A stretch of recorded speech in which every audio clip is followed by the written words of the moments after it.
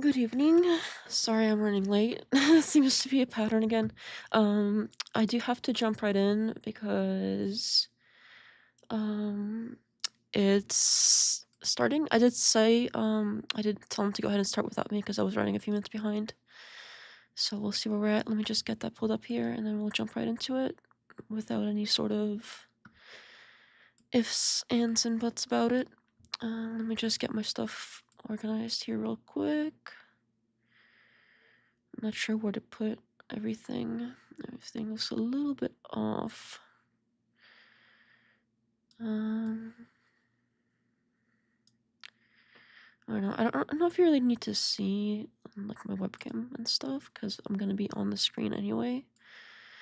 So maybe we don't even need that. I don't know. I'll just make myself real small there for now.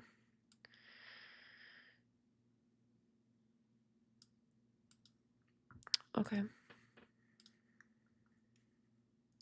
Yeah, you know what? Yeah, I don't think we're gonna need that. Just hide that.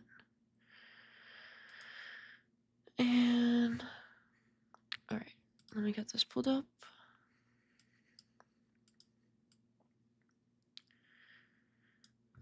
Find my windows. Accidentally quit my browser.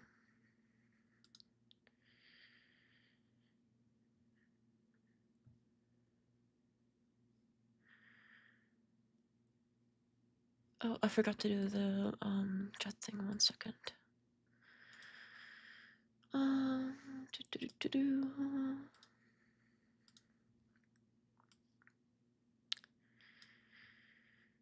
I do wish we would have done Saturday. That would have been a lot better, but it wasn't easy to get everybody kind of on the same day.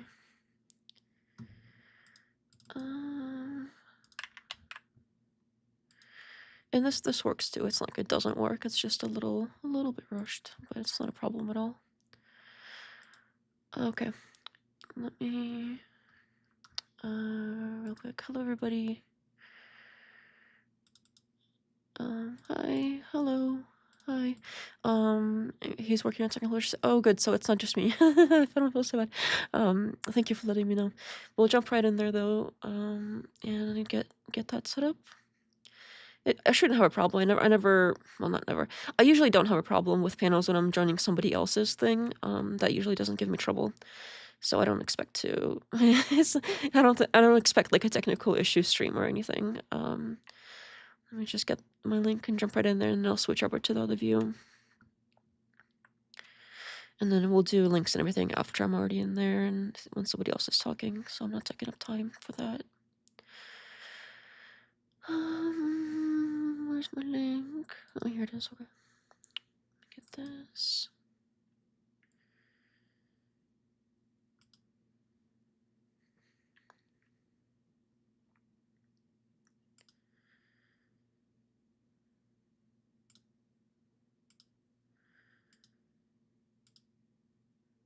It's not even like asking me for the like which camera and stuff I want to use.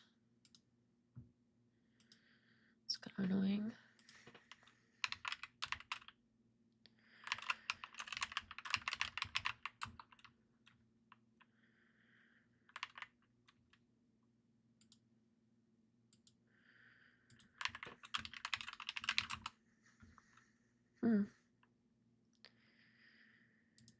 Right here. Okay, that looks fine. That looks fine. Okay, let me pull this up over here. Oops.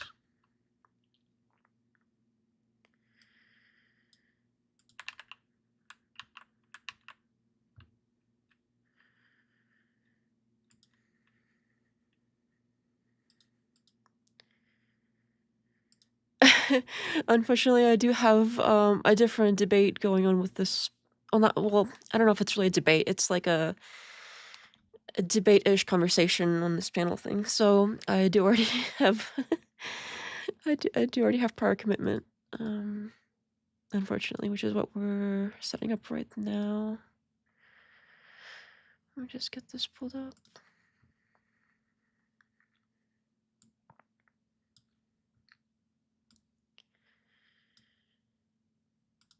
Okay.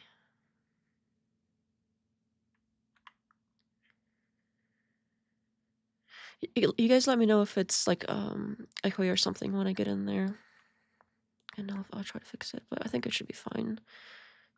With these, I seem to go in there and it seems to sort of just work. I know you like debating. I actually don't. I actually don't. I really don't like debating. But thank you for the invite. But no, I really don't. It's really not my thing. I like watching debates. I find them interesting, but doing not so much.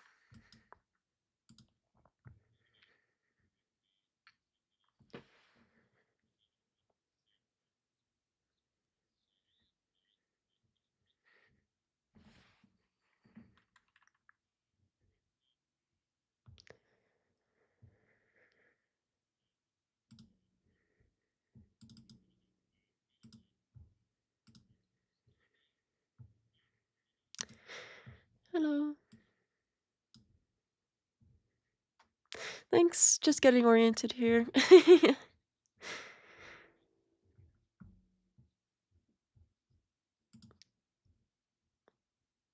Oh, good. I appreciate that. Thank you. Yeah. I think I'm pretty much good to go. That's a good spot for me. That works with my layout. I like that. Perfect. We came up with, talked to re-examination some, is just a 5-minute open for each person where they can kind of lay out where they stand on the with God rights, without God rights, and then after that we can basically just do an open discussion and let you guys do your thing, and I'll just moderate and ask questions here and there as we go. Yeah, that sounds good to me. Awesome. All right, well, who wants to go first? I mean, I can go first, and just because I wrote one down and it gives other people more time to relax. I'm probably the least relaxed person in the panel, a little more of a high-strung kind of person. So, I'll go ahead. Let me know when you're ready, and I will begin. I'll start on you. Go ahead. Shoot. What are rights? Tonight, I am defining rights as the moral scope of my ability to make permissions and choices with what belongs to me and what I've been entrusted with. Do rights exist? I believe the answer is a clear yes for the following reasons. In terms of universal ethics, everything begins with rights, namely the rights of the God of the Bible. In all of eternity past, before anything was created, duties were not manifest, and yet God had all power, dominion, and worthiness due to who he is. This idea is consistent with God's right to be worshipped and obeyed by his creation. The God of the Bible is the necessary precondition for rights, seeing as only he can ground all truth claims due to having attested of himself of old times in his scriptures, his undeniable impact for order and goodness in the world through Jesus Christ, he himself being relational due to his Trinitarian nature, and his saving gospel where justice is due for sin. When he made man in God's image, he prescribes the death penalty for murder in Genesis 9:6 for the very reason that man was made in God's image. This has to do with human value. To deny rights to a human is to deny their value. It has been said, there are no rights, but there are duties. However, God has no duties to anyone, only rights. Likewise, we have no rights before God, only duties. However, concerning each other, since we as human beings are made in God's image, then both rights and duties exist concerning each other as human beings. Parents have a duty to raise their children. Parents also have a right to raise their children where no superseding issue exists. This is why parents have a standing to call for justice if their kids are removed from them unjustly by another person or entity. Property rights exist, Exodus 20:15, which says thou shalt not steal, and as such, if someone were to move your fence boundaries to take more of your real estate, this is called stealing, and you have a right for justice and making things right. Rights are not merely in human minds or social construct. Every duty we have corresponds to the rights of God and often the rights of our fellow humans as well. As individuals, we have a right to life, a right to defend ourselves, and a right to not be lied against, to name a few examples. Offices of authority also have a scope of rights. Parents have authority given them to them by God. Governments have authority given to them by God. The church has authority given from God. To intermeddle or overstep these boundaries without justification is an offense to the rights of the people in those positions. Some who deny rights appeal to force doctrine. Force doctrine states that, quote, there are no rights, only force, unquote. Force doctrine has been called only a descriptor when presented to secularists, but to say there are no rights is a moral claim, not merely a descriptor about power vacuums. This moral claim has to deal with rights enumerated in the Bible, such as in 1 Corinthians 9, where the Apostle Paul states that he has the right to eat and drink and take a wife. People have a right to make personal decisions about whether or not they will marry in life at all. This is a right absent of explicit duties. The only duty we have in everything, as we do as humans, is to do it for the glory of God, 1 Corinthians 10:31. To my secularist friends, I would merely state that if God does not exist, then force doctrine truly is in effect. Simply put, if people give rights, people can also take them away. But no human has the right to deny fundamental equality from another human being. That is far out of the reach of mankind and safely kept in the hands of God. Very good. Over a minute left there. Crazy. So I think the next thing we should go with death next, if she's able and willing, because it's the in-between, right? I believe re-examination, you're yes on your answers. She's no yes on her answers, and Mo is no on his answers. So she's the perfect in-between. With that? Sure. I don't have a problem with that. Okay. I do have some notes. Okay. Let's see here. So again, I did make a video on this not that long ago. That was very long, and I understand some of this kind of stemmed from that particular video. So everybody kind of knows a lot about what I think about force doctrine already, and that's sort of my focus here. I don't have a specific, rather, I haven't really settled on a specific view about rights. I have this sense that they exist, but I don't necessarily, I don't really argue with people when they say like, oh, well, you know, they come from God, or if they come from a reason, for instance, if we are beings who make decisions, and that's the kind of beings we are. It would be wrong for somebody to come in and start like bossing us around and things like that. So stemming from a sense of agency that humans kind of innately are owed, but none of that is really relevant because my beef is really with force doctrine here. So I don't really need to provide an alternate framework to point out what's wrong with force doctrine specifically.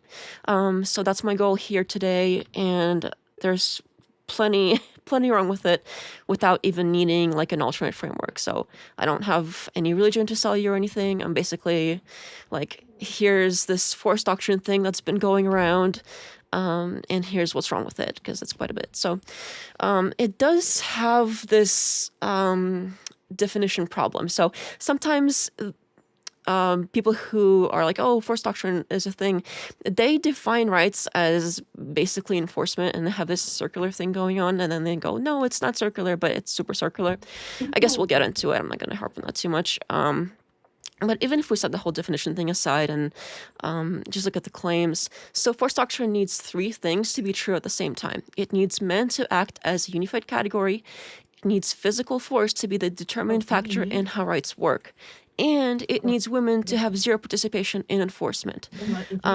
So the problem with that is Andrew Wilson, who claims to be the creator or the namer or whatever come up with her of this force doctrine, he sort of debunks himself on all three, and while claiming all three to be like an argument for force doctrine as well. So that's my beef there. Obviously he's not here to defend himself, but I do have clips of him in my video where he did claim all those things in defense of this doctrine.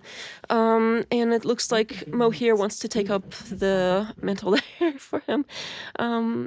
If I'm not misunderstanding that, which might be interesting.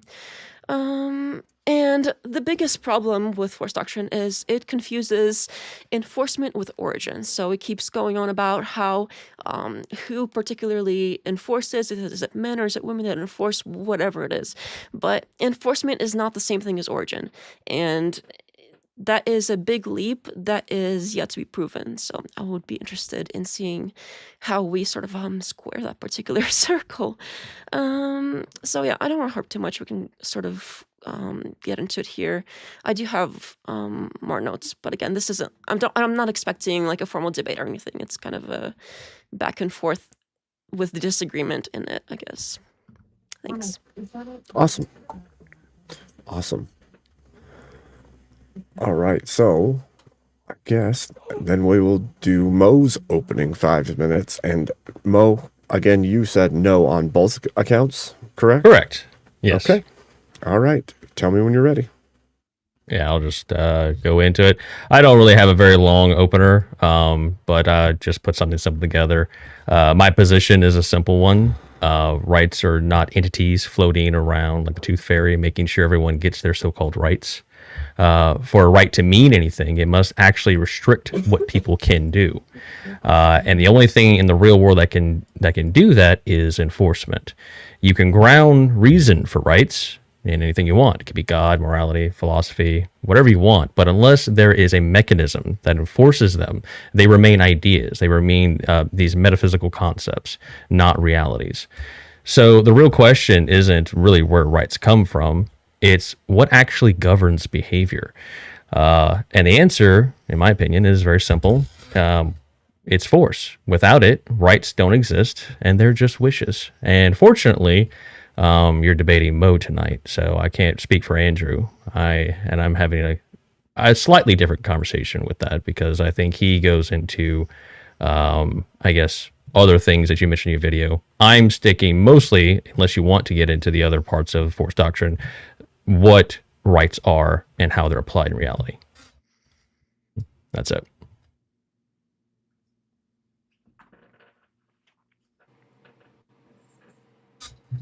And you're muted, Abe. Because of course I am. Got to do it once. So, Man, a few words. yeah, well, you know. Okay, well, with that, I suppose you guys can get into it. You can decide where you want to go from there. Yeah. Well, actually, all right, you want to take this? Go ahead. Yeah. So Mo, I was going to ask you. So rights are not real absent of force, but then what about justice? Don't you believe that justice exists? Justice has a force mechanism behind it. Okay, so you would say that justice exists. So, but in the realm of God, right? You would say that hell would be justice, right? Well, you're conflating two different things. You're conflating divine justice after death versus what we deal with in the current mortal plane that we live in.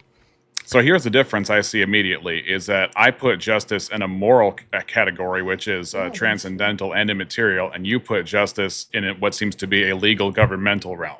And so that's the gap between two of our understandings.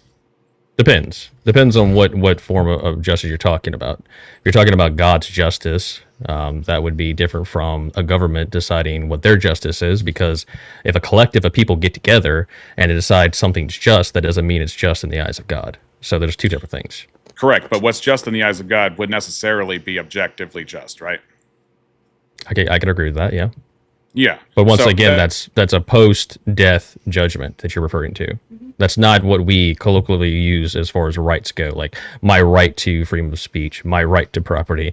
Essentially, our current understanding of rights, they essentially reduce down to, they're all rights as we know them, especially like in the U.S., essentially reduced down to property rights. So that's why I defined rights as, quote, the moral scope of my ability to make permissions and choices with that which belongs to me and what I've been entrusted with. So part of that is property rights in a sense. But I just want to be careful because you wouldn't necessarily say that children are your property, and yet you have the right to be the one who raises your kids in the absence of any issue that would be large enough to supersede that, such as the need for DCFS to come in for abuse or something along those lines. Well, you would, in that regard, there's other things going on there. You could say you have a duty, especially if you're taking the biblical approach, you have a duty to your children to raise them properly. But you also have a right in standing to being the one who raises them uniquely compared to any other entity or person. What right are you referring to? The right to being a parent. They are your kids. They are. What gives you that right? God. Okay, so if DHS decides to come take your kids, you're going to say God gives me this right? That's different because, again, I think the gap between the two of us is I'm talking about rights not in what's legally written on some paper that can be given and taken away, but I'm talking about them in terms of how they exist in the moral realm. Okay, so but even so, you can conceptually have a moral concept of a right to raise your children, but if the government comes in and says we're taking your kids, what are you going to appeal to? If you're talking about in a purely legal sense, that's talking about a power vacuum or the differential of the ability with force. But that's not how I define rights or how I understand rights. Because even if you want to say, even if you want to say answer that the rights, question, please. Like, how are you going to? You can give me your definitions. I'm giving you an example. How will you deal with that example? Well, I don't think it aptly fits what I'm talking about when it comes to rights. Nor even if rights. Even in both cases, whether it's legal or moral, rights are still immaterial, whether or not somebody has force against you. Okay, can you answer the question, the hypothetical? What happens if the government comes and takes your kids, or wants to take your kids? What are you going to appeal to? When you say appeal to, like, what do you mean? What are you going to do? What's your next step? Yeah, so if I have legal standing, then I would use that. If I don't have legal standing and it's a dictatorship, then they have my kids. In the U.S. government, we're in the U.S. government. Yeah, they make a claim. We have a legal claim. We're going to take your kids. Are you going to appeal to your rights to not have your kids taken from you? Let's say you didn't do anything wrong. Yeah, if you're talking about in the legal system, I'd be completely dependent upon what men wrote in the legal system as far as material actions in the world that are readily available to me. But that is totally separate than the fact that the rights were violated and outside of the law. That's where I'm coming from. Right, and you would appeal to the legal system, your rights in the legal system in order to keep your children, correct? Well, do you mean rights according to my definition or your definition? Well, if you use your definition, they're going to laugh at you. Okay, so that's what I want to know. When I say appeal to rights, now you're talking about what is in the law, whereas in the law of the government that I live under, as opposed to the rights I have. So, for example, if I want to make a new law, I would have to appeal to rights that exist outside of what has already been written and use something of a moral argument in order to make that the case in our new law. No, I'm not saying about making new laws or anything. I'm just, as it stands, government says we want to take your kids. You're going to appeal to some sort of rights that you have to keep your kids as a parent. You're going to fight in the legal system, and you're going to hope your rights are upheld in the government's legal structure. Are you not? Yes, I already said that if I'm completely dependent upon only what is in the law, and I'm restricting it to rights, what's written. What else would you depend on in this scenario? Again, that's a situation that does not describe the existence of moral rights. And it's an example to test logic. Yeah, so you're talking about legal rights, which is different than rights as an entire dialogue, as I've described them. Well, what you described is more conceptual rights. It's metaphysical concepts. That is not how the government, passes rights necessarily. Like the government could collectively come up tomorrow with a crazy law and say, you're right. You have the right to, I don't know, eat dead people or something, right? Yeah. Doesn't mean it's right. It's morally right. Those are two separate things. I can freely admit that I am powerless. That does not mean I am without rights on a moral level. If you want to say I'm without rights, should the government decide to, if we're defining rights as only what the government has permitted to me in its law, then I can agree that I would have no recourse. But I think that's just not relevant to the discussion of rights in general. Well, no, that actually is relevant because it comes down to force. Well, that's the thing in question. So what I'm saying is, I think we just demonstrated that it's a very valid thing, and I don't know if it's a question. No, it doesn't, because then you just make it country dependent, and it's like, well, which country do you live in? Well, I have rights in this country and not that country. Well, then we're not talking about law anymore. We're talking about humanity, which is the whole point of rights. When we don't define rights as what happens in the U.S. or in the jurisdiction of one particular country, we're talking about rights as far as humanity in general. No, you're defining rights as a concept that you get them from God. And my point is that in a physical enforcement standard, that doesn't apply across the board. If a government doesn't agree, that's the difference. No, it's dead on. It's not a category error. Explain to me how it's a category error. Yeah, so God has rights absent of duties in and of himself. God doesn't have rights. God totally has rights. No, rights imply that God needs something protected because he could be coerced into something he doesn't want to do. God is not lacking anything, doesn't need anything, and therefore he doesn't have rights. You are doing a category error with rights. It's totally false. No, I'll give you an analogy. I'll give you an excellent analogy. But go ahead. all right, you are importing the rights of humans and how that works in structure and structuring it on top of God. It's kind of like when people say that if you're using epistemology that's stance dependent, well, God has a mind, therefore God's epistemology is also stance dependent and therefore not objective. In the case of God, God has rights because he has the right to our worship. He has the right to ownership over us and to do with us whatever he pleases. That he doesn't to have rights is not the need to appeal to something. To have rights can be just pure ownership, which he has by dint of creating us. Yeah. So once again, like talking about rights, you can't ascribe that to God. He's beyond rights. What God represents ultimately is the ultimate force. That's what he is. So I actually have an analogy. I'll go this analogy, and I think I came up with an analogy yesterday that I think actually attacks both of your arguments. I'd like to hear you kind of answer for this and get your take on it. In this analogy, it's called the asshole Superman analogy. So, asshole Superman comes to Earth. There's no kryptonite. He decides, I'm going to take a piece of land in Tennessee, and I'm going to settle down, have a little house, and it's going to be great. Now, he's not like the Boy Scout version of Superman. He doesn't give a shit about saving the day or anything like that. He's just left the fuck alone. That's all he wants. What rights does Superman need? Why would he need rights? Well, because Superman's not the foundation of truth, and if Superman is either made in the image of God, or if he is made by God, then God has the right to tell him as a moral agent what to do and what his purpose is for. Therefore, as owner of the universe and the grounding of truth in which this Superman exists, he would have to appeal to God for his scope of responsibility and ownership of what he does. Superman's an atheist. He doesn't believe in God. He still has a conscience, and God would have to exist. No, he doesn't have a conscience. He's asshole Superman. He doesn't give a shit. Okay, so he's not a moral agent. You're saying then he's more like he doesn't. Animal. He's kind of just no. He's not like necessarily a bad guy, but he just doesn't give a shit. Well, why does he need rights? If someone what was the qualifier you gave before Superman? If he's not a bad guy, you gave him a descriptor. What kind of Superman is he? He's not. You can be an asshole and not be a bad guy.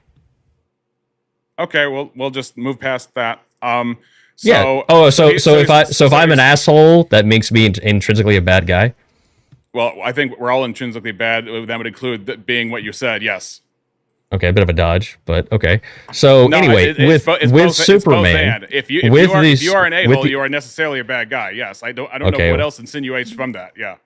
Oh, okay. So a doctor with bad bedside manners that saves a lot of patients, he's intrinsically bad because he's an asshole. You're conflating two different things. You're conflating his. You can be both at the same time. That one does not negate the other. So he's not intrinsically an asshole. Thank you. That doesn't make any sense. You can be Dr. House, who treats people like a jerk and saves people at the same time. That's not a contradiction at all. Exactly, I agree. And he's not intrinsically a bad guy, but he's an asshole. Anyway, okay. So going back to the Superman analogy. Wait. So you're conflating a doctor which saves people versus a guy that goes around killing people, and that's supposed to be a did I say he kills people? When did I say he kills people? What does he do? What makes him bad then? Like he's a guy who I didn't say he was bad. You said he was bad. I just said he was kind of an asshole. Okay. If we're being fair, can I clarify? You did say he took a piece of land and he doesn't care. Okay. I'm just checking. He didn't hurt anybody. He didn't kill anybody. He just took a piece of land. Okay, so now, what recourse would the government have against this Superman? What could they do to say, hey, you don't have the right to that property? Yeah, that would be okay. So now he's a moral agent because he's stealing. He took a piece of land that didn't belong to him. He didn't have jurisdiction to do that, right? Yeah, sure. He just took a piece of land. Yeah, it wasn't inhabited by anybody. It was just like it belonged to the government. As an act of war. So, what do they do? That's wrong because the government obviously is an entity given rights, given authority, especially if you believe Romans 13. Okay, so they're going to go to him and say, hey, according to Romans 13, you can't have this land. And he's going to say, fuck off my land. force is separate from rights, especially if you believe rights are conceptual, because No, rockets it's not. aren't Force conceptual. is Rockets are real. rockets. Okay, so they blow his place up, and he says, "Doesn't hurt him. He's Superman." He builds it back super force. quick. He builds it back super quick and says, "You do that shit again, I'm going to destroy one of your missile silos." Now Okay, what? so okay. I am again. Force you're talking about is material. The rights we're talking about are conceptual. Even you admitted. No, the earlier rights that are you. conceptual. My point is, In rights both cases, are they're only conceptual. conceptual unless you have force. In both cases, they're conceptual. So when it comes to how we interact with rights, that's separate from how you enforce a right. But can you that's been contend with offended. this? What exactly can they do to Superman? How can they force him to go with these so-called rights? I think that's moving past the point of is a right offended or not when somebody takes land that doesn't belong to them. No, And if we're using law as a standard like we did earlier, then the answer is absolutely yes. so what are they going to do? Okay, so you agree that the right was offended because even at the No, scope of I'm law, granting even that, no, but what hold are they on. going to do? Okay, so you grant just to clarify, you grant that even in the scope of law, a right was offended when he took land that belonged to the government, ergo didn't belong to him, right? Yeah, you could say he crossed the boundary of some right, sure. But what are they going to do? Great. So, but you would say that. But before I move on to what they're going to do, I want to know: did anything morally wrong happen when he took that land that didn't belong to him? According to whose morality? God, The the God of the Bible specifically. Yeah, he doesn't believe in God.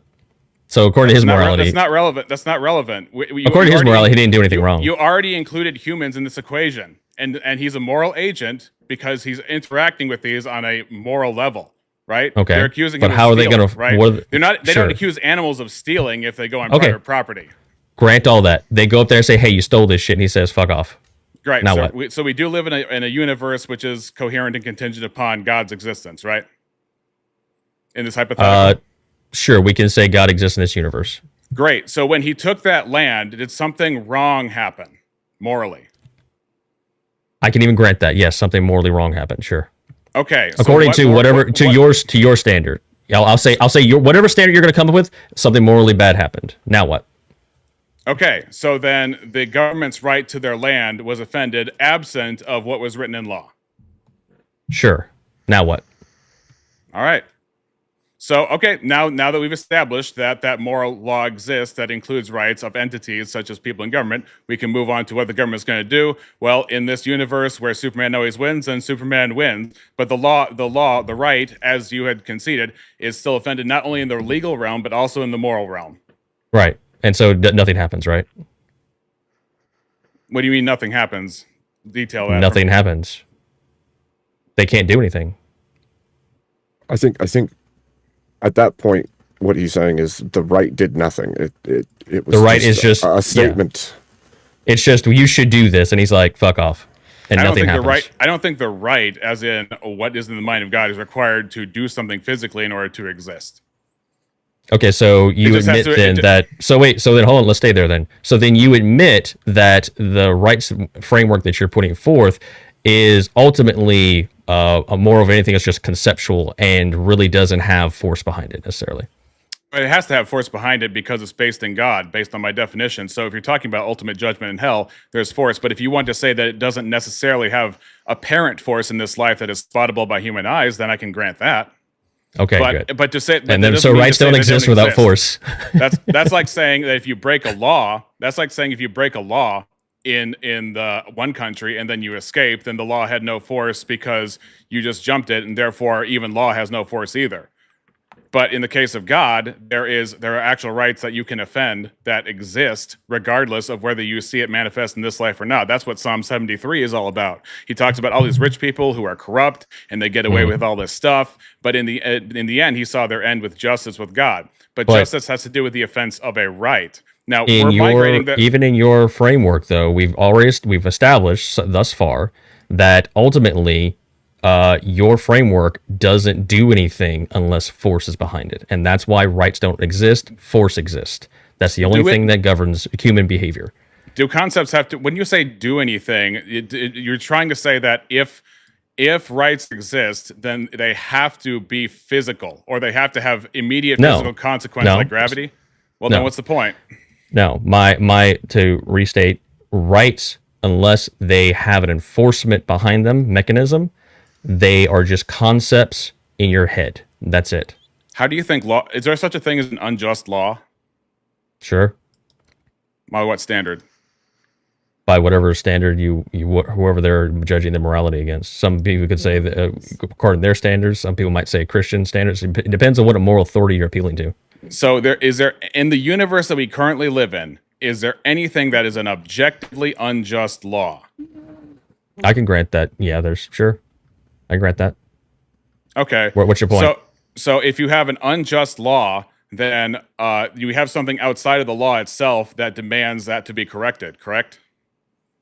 You could say it demands to be correct. Yeah, you could make that statement, sure. Right. Like how would you correct that?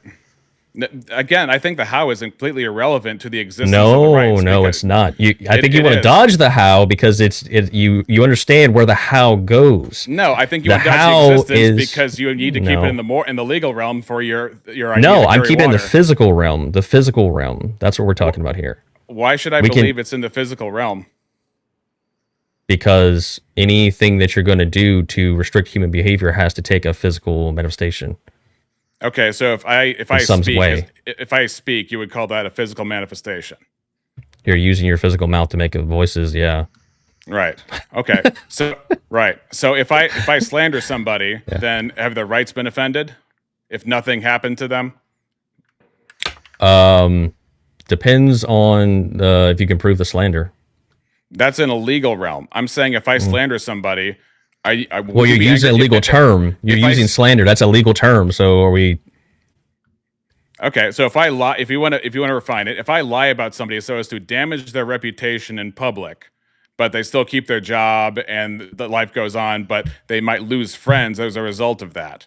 Did anything wrong happen there morally, objectively, regardless of country? This is a very convoluted example. I'm not really sure where you're going. Can you restate this? I'm not really sure. If I lie about you, your reputation is ruined. Did anything wrong happen? You could say, yeah, something wrong happened. Sure. Okay. Do you have a right to not be lied against in any realm whatsoever? Well, no. People lie about other people all the time. You don't have a right to not be lied about. You don't have the right to not be lied about? What right? What is my right to not be lied about? Someone could lie about me right now and say that I'm bald. So you would not have. So you would not have the standing to maybe go I am in front bald. of that person. Who knows? So, who knows? But you would not have the standing to go in front of that person and say, you need to correct this. You need to tell all the people that you lied about me and that what you said about me isn't true. Would you have any standing to do that? It depends on your standing with the person. I don't understand. If you're going to appeal, what are you going to appeal to? If you're taking it outside the justice system and it's just you and your buddies and someone lied about you and you approach them, you're going to have to appeal to some sort of relationship. You're going to have to appeal to something that they will grant or go along with in order to convince them to take the lie back. Well, let's say how does this have anything to do with this? Let's say because I am, again, rights are transcendent. They're not just in the legal realm. That's the thing. Because the fact that if anybody can do anything wrong outside of what's legal, if anybody can offend somebody or step over somebody's right outside of what is legal, then that proves my point that you have a right even outside of what men have written based on elections, referendum, and whoever's been elected to write the laws. Who enforces that right? So when I ask you, do you have standing, and you ask, well, what does that have to do with anything? It has to do with, do you have standing if somebody lies against you, smears your reputation, to go up to them and tell them you need to apologize to me and you need to tell all the people. But that's just a moral value judgment claim. That's all that you're appealing to. If it's outside the legal system. So what do I break when you make that moral judgment claim? What line have I crossed? It depends on the person. It depends on the situation, the context. It's a very loose analogy. That sounds it sounds subjectivist when you put it like that. I'm talking about if it is. Well, yeah, someone could be subjectively, they could feel like someone lied about them. Happens all the freaking time. And the other person doesn't think that they lied. I'm talking in objective language here. Objectively. So how do you prove objectively to them that they lied? Okay, so let's say that I say that you offed your dog or something like that, and then you know, and people think wrongly of you for that, and there's damage done, and they don't want to associate with you because they are not smart people and they don't want to look that up, and they just they think that, right? Yeah, and then I come to you and I say, hey Rex, hey man, that was nasty. You shouldn't have said that. And you go, well, I really didn't lie because you had to put down one of your older dogs before, so it wasn't a lie. So I don't think I lied. What am I going to appeal to like? Wait, like, now you're just adding to the hypothetical in order to find an escape hatch. I'm talking my about point. No, I'm not trying to. I'm going back to my original, my previous statement and previous point. If you're not in a legal system, then you're just appealing to the person's whatever morality they have to take back the lie. What are you going to appeal to other than that? Hypothetical. You're adding to the hypothetical and changing it so as to change the narrative. I'm trying to get to a specific answer of a person being offended on a personal level, absent of what is in the law. Because would you admit that the law is not the comprehensive moral law, no matter what? By that I mean, would you agree that there are things that are allowed that are immoral that are not written down in legal code in most, if any, country? Sure. There's all immoral laws all the time. I can grant that. I don't disagree. Well, not only is there immoral laws, but there are things that you can do that are objectively morally wrong that are within outside of the law. For example, when a child lies to their mother, that is objectively morally wrong. Correct? Yeah, I would say lying is morally wrong. Sure. Right, but it's not in the legal code to put tiny little handcuffs on the kid and put him to kiddie jail, right? Sure. Right. So there is a scope of objective moral values outside of whatever's been written in law. The question is, what has occurred that is wrong when you offend those objective moral values? I would argue that those are the rights of the person to not be either. The extreme examples would be offed, would be one, unalived, as we say on YouTube, or to be lied against. You can use the word slander, you can use the word smear, or whatever you want to use. And property rights would be among those things that are your Well, we can actually go with your analogy. Let's say that there was two friends and they disagreed. One lied, the other person went up to him and said, hey, I think this is wrong. You shouldn't have done this. Right? If the person who lied, just in this analogy, if the person who lied refuses to take it back, would the person who was lied on have the right to disassociate with them and not make them be the friends anymore? Yeah, I would say that. Absolutely. So they would have justification for that. And it would that would be a form of force. Even if it would be a form of force, that doesn't make it not a right. So I can agree. But that's still a form of force, right? I can agree that I am both accepting that as a form of force while also agreeing that it's a right on the occasion of what the offense is. Whatever the justification you want to make for it, the party A was right, party B was wrong, whatever. There's still something there that is an action to correct the wrong in some way. Yeah, post hoc, right? Post hoc, sure. Yes, sure. But in the moment, the right has been offended. Even if post hoc, there is enforcement attached to it. So even in this example, rights don't mean anything unless you have enforcement. No, the only fact that you bring up enforcement is because the right has been offended in the first place. Well, no, because the friend would only continue to be friends with them if they take it back. So it's kind of like, hey, I'm not going to associate with you. Yeah, because I have a right to not be lied about. Because justice is owed where right is offended, and the right has been offended when the person's been smeared. So it comes back to force. Thank you. So can I? No, not at all. Can I ask? You just admitted that. Quick, because no, not at all. The occasion for you are confusing enforcement with the existence of a right, and you've been doing this the entire time. When post hoc. Yeah. So I'm actually also kind of getting confused on this point. So absent something being granted, or some level of force to give that right or to protect that right, if none of that exists, if nothing's granted, say you have a right to something and that right is not given through whatever system you're existing within, and there's no force to protect that right, what does the right do at that point then? I'm not claiming the right takes actions. I know that the rights are conceptual, but they're conceptual in the sense that they are foundational from God, from the mind of God. And that's why when God has the idea of man, creates man in the image of God, and says in Genesis 9:6, he who slays a man shall his own blood be shed, because he was made in the image of God. That's the basis from which I'm grounding this sort of thing. So even in that example, even though that person doesn't exist anymore, and the force has been applied to the victim to the point where that person is no longer on earth, justice still stands regardless of jurisdiction, regardless of law, universally in the eyes of God, even though that person cannot have any recompense. Right, but that's where I'm having an issue. Say you live in a secular society and there is no belief in God. At what point does that do something to that system or that society? Now, you and I and Mo and plenty of others could say we believe in God, and so that makes sense to us if they agree with you. But in a secular society or in a nation that had no God or no belief in God, where would that leave them then? Well, I mean, Romans 3:4 says, let God be true and every man a liar. So even if the entire world was secularist and did not believe in a God and did not believe that rights are real and everything was some force construct, they would still be wrong. I'm not arguing. It's incredible because I'm trying to say that force and rights are in two different realms. They're two separate things. I admit it, they don't have to correspond to each other. In fact, that's what I'm arguing. The fact that they're not necessarily paired to each other in this life is kind of what I'm arguing, because that's why I brought up the fact that there are wrong things that you can do absent of a law or outside of a law, which still offend somebody's rights. So the right doesn't have to grant or protect a person at all to exist. What do you mean? Oh, what do you mean grant? Well, if you have the right to life, for instance, yeah, and you're not that right isn't protected, do you have that right? When you say protected, you mean protected by law? Well, in any way.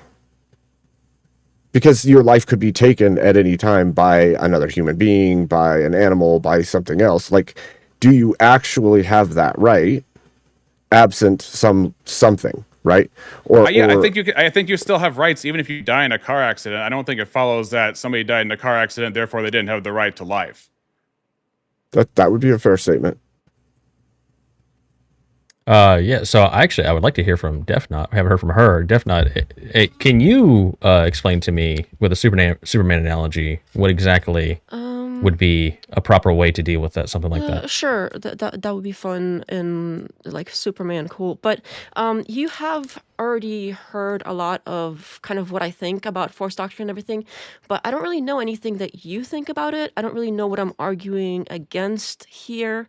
So you did mention that your views were different from Wilson's. In what ways exactly? How do you define rights? Well, I can restate my opening statement if you want, but what I meant by that is, I think you take issue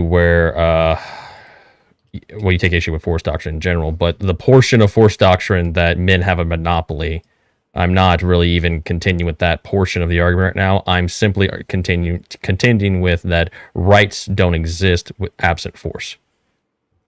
Okay, so do you agree with the other two pillars, that physical force determines everything, is the foundation of everything, basically?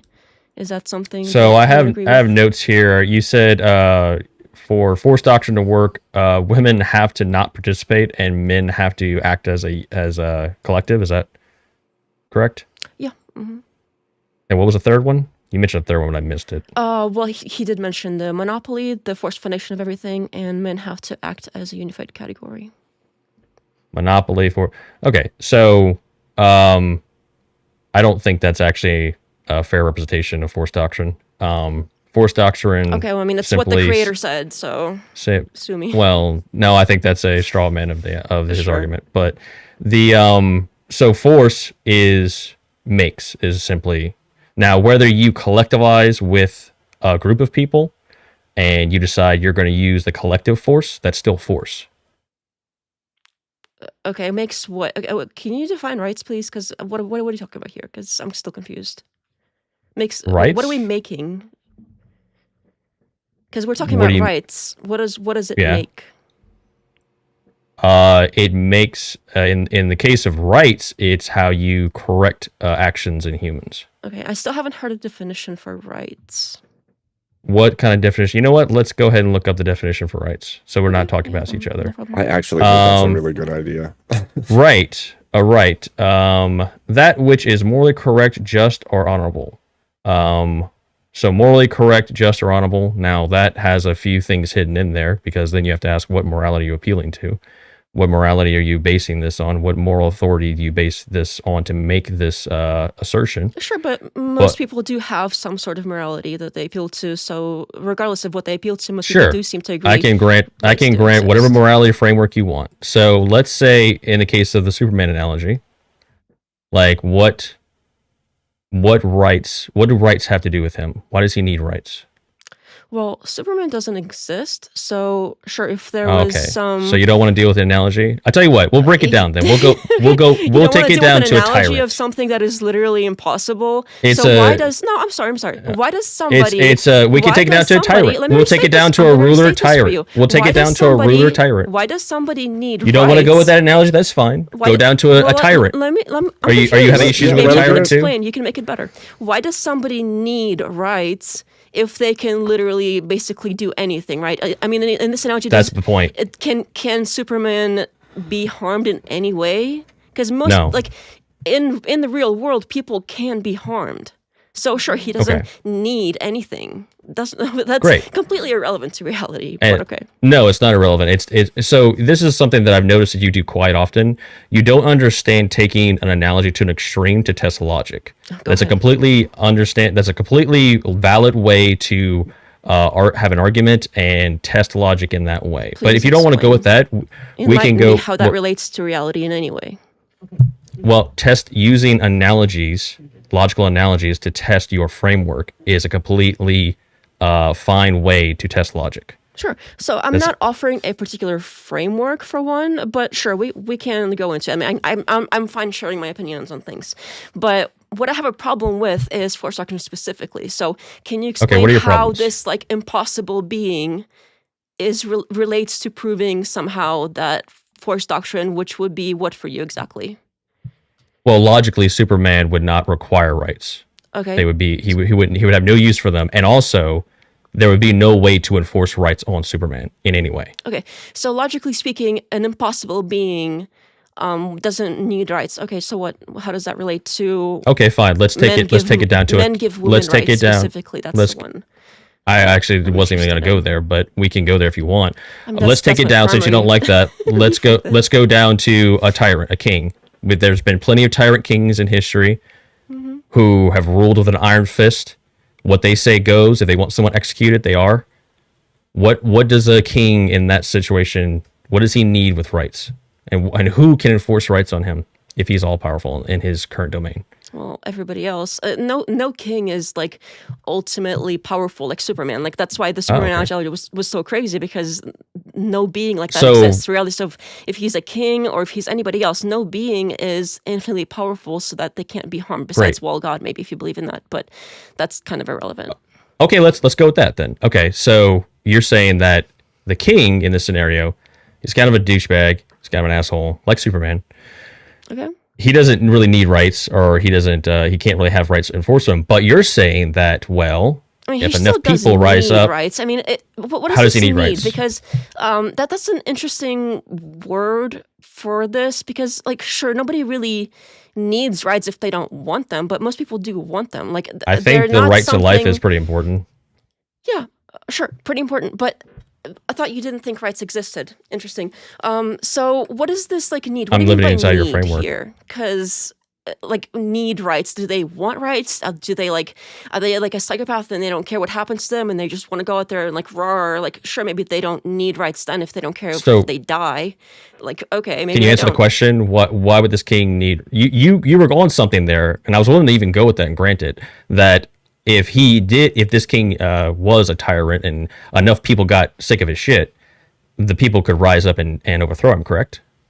Sure, his own people, people in other nations. Okay. Sure. And how would they do that? Would they use force?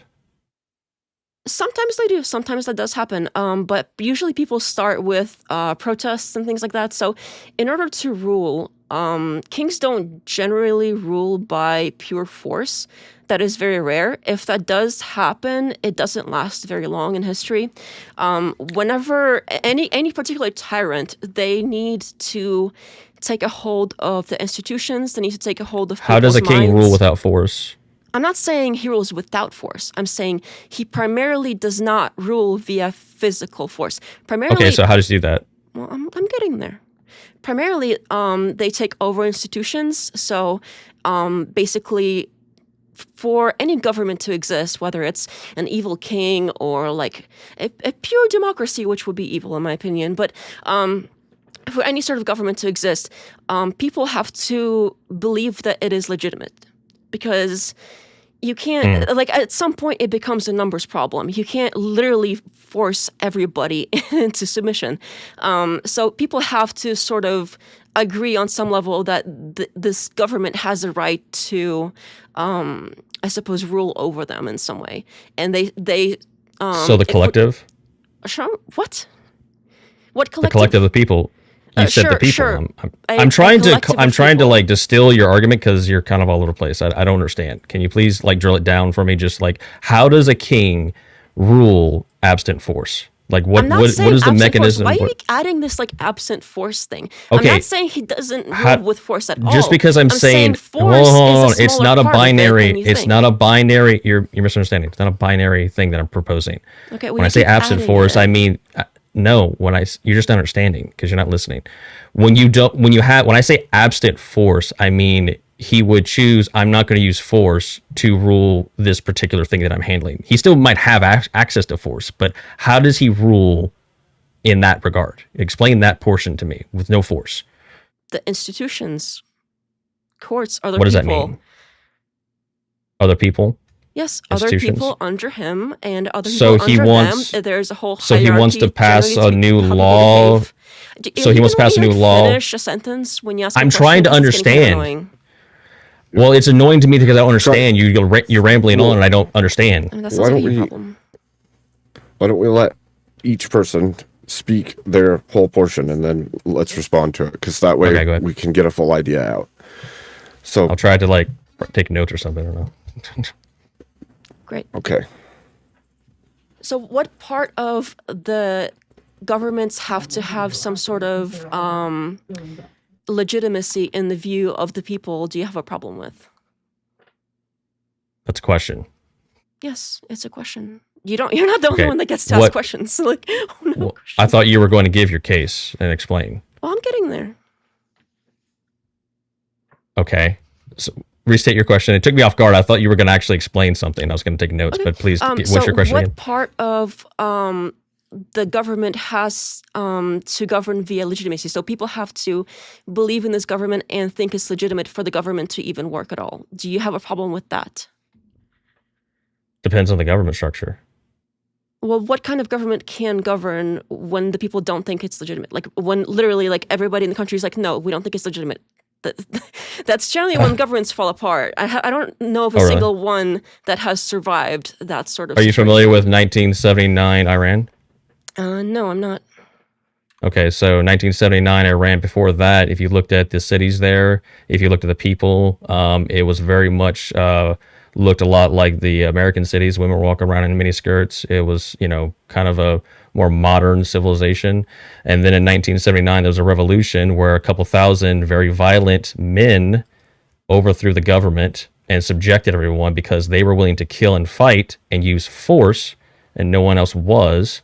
And that's where people got, they basically put women in burqas, and it's their Iran you know today. Okay. So how does that prove force doctrine specifically? Because we do have an armed group, so we have firearms, which generally do sort of make an even playing field between the genders. And No, it then doesn't. here we have an armed faction. So a small faction takes over. What is it that they're taking over? Because they're not going around like literally every single person and watching them and whipping them into submission, because they can't. Like, there's not enough of them. They have to take over the institutions. And if the people still believe in the institutions and they can still control the people with primarily religion and the existing institutions that they took over, they can continue and run the government with that. If it was only force, they would not be able to do that. They only use force to take over the government. Which part, again, take over what in the government? Because the government is the government institution. structure. They overthrew So they took it. over the institution. So the institution is still what has Yeah. control over the people. If they took And if they use force used, to keep it. sure, if they used force to start to take over something, that's fine. But in order to keep it, again, the people still have to believe that this is a legitimate government. The second everybody in the No, country actually, stops many people believing, there didn't many believe people in it, isn't enough. and And also, they are also and also being- you can look at the people over there that are with the current war. A lot of people are very happy for their overthrow. Right? Would okay. we say that the fear of force is also still force? Yes. Okay, but I'm saying that it's not even those things. I'm not saying those things are irrelevant. Those things are important. They do play a role. It's just not the primary way that So- governments control the population.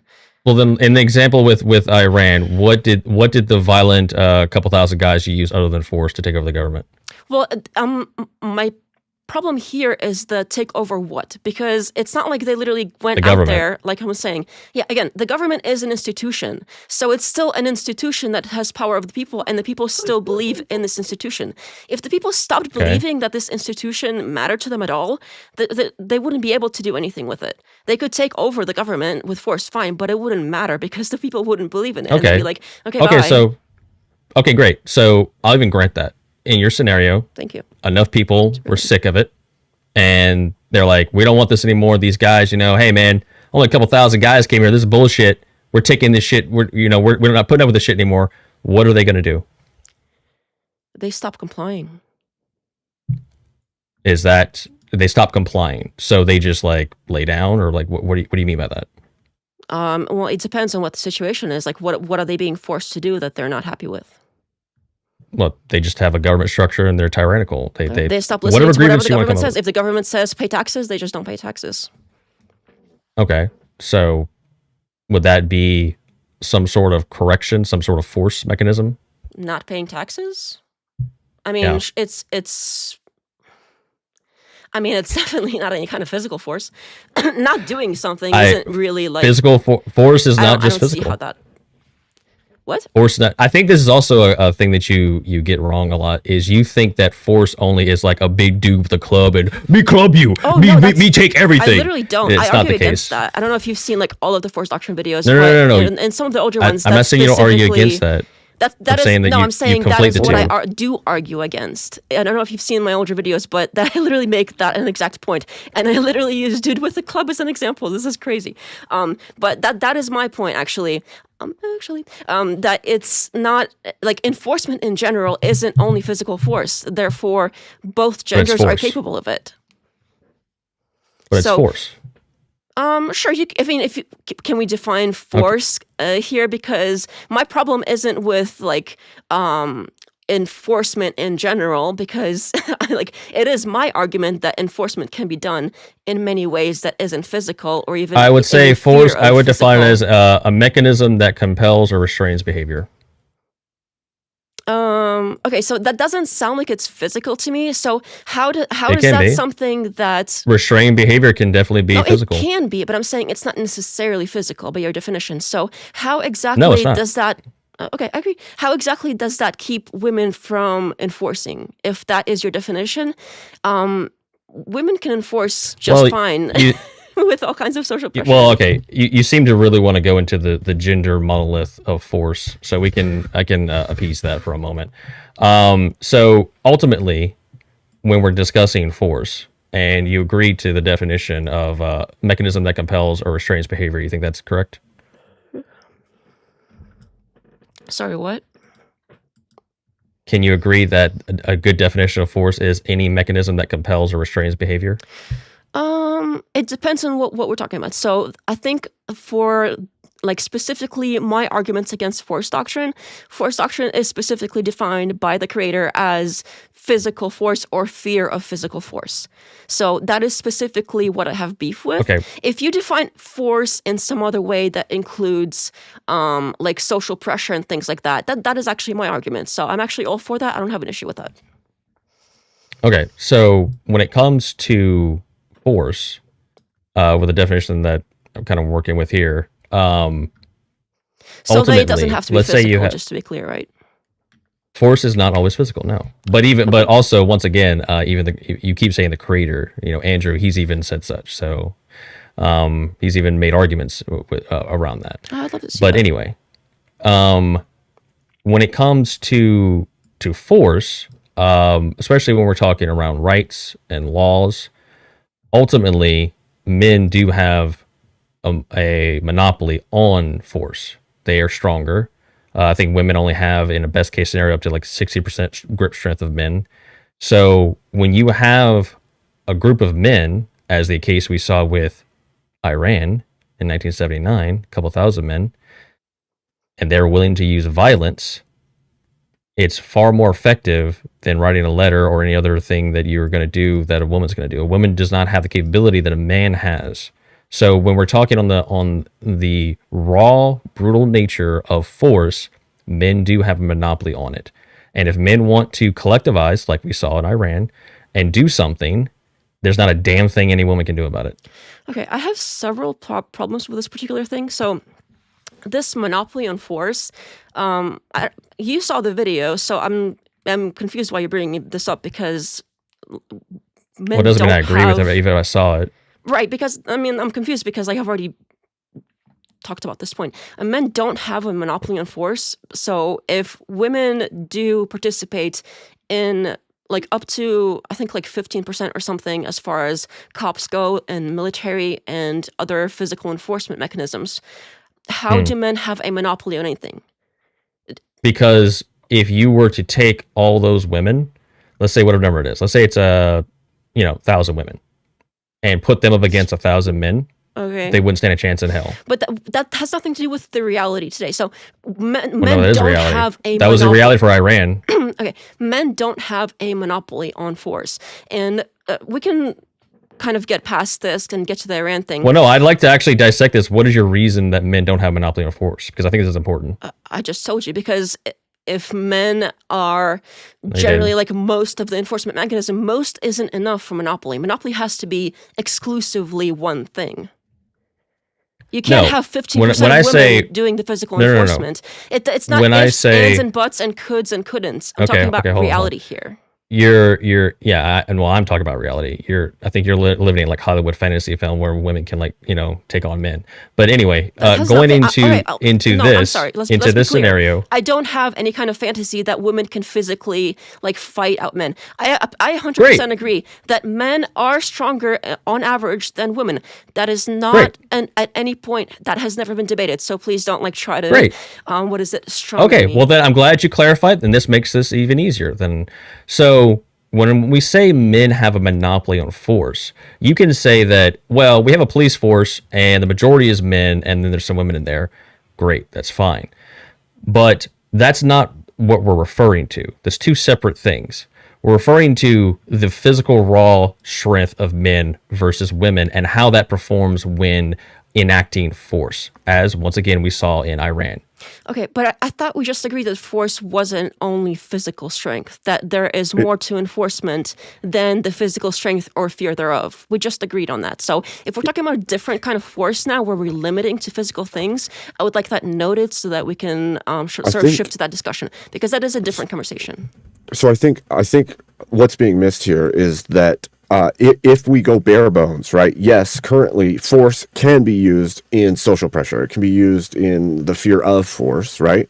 But I think what he was saying earlier is in a collectivized manner, if you wiped that away and you went straight to bare bones and social pressure didn't matter anymore, and there was a collectivization of males who said, we're going to rise up and take the power, any power and all power out of the hands of the female persuasion, there's nothing that could be done by the female persuasion to stop it. Okay, Correct. I don't want to even entertain this because of how ridiculous it is, but I'll get there. So bear with me for a second. Men aren't a collective of any sort. That is not how collectives work. There's no such thing as a male collective. Even this thing in Iran or whatever other nation you want to pick, or even at any point in history, it's not been men versus women. It's maybe some specific set of men who mostly collectivize because they share beliefs, or they share race, or they share some other like religion or something like that. That is what brings a collective together of human beings. Human beings don't function in this whole like gendered men versus women and now they're at war thing. This is a complete fantasy. I don't know why this keeps coming up, because this is not something that happens. Even in cases where women are oppressed, that generally happens through other women as well. There's other women oppressing them, and there's men on both sides of these things. There's also different races being oppressed, and there's the same race on each side of these things. It's just because some particular section of some particular country, some gender is oppressed there, it doesn't mean that it's exclusively men oppressing exclusively women. Even in the everybody's favorite example, I'll let you talk. They do it to men too. Exactly. So it's not men versus women. It's like an angry mob of crazed people versus a whole society. So we have a category error here, because if it was it's not men versus women, I think it would be different, right? Let me clarify. I think what you're doing is you're taking the descriptor claim of reality and then attributing it to some sort of like gender war that we're saying is going on. That's not the case. That's what your could thing is, isn't it? Because every time you say, well, men could, that's what you're saying. Men could collectivize and get all the men together and go against all the women. That implies men on one side, women on the other. Where am I wrong with that? Right. That's what you're saying. But you're implying that that's what is the case in all scenarios, or something to that nature. No, I'm saying that your hypothetical has no basis in reality. That's not how people work.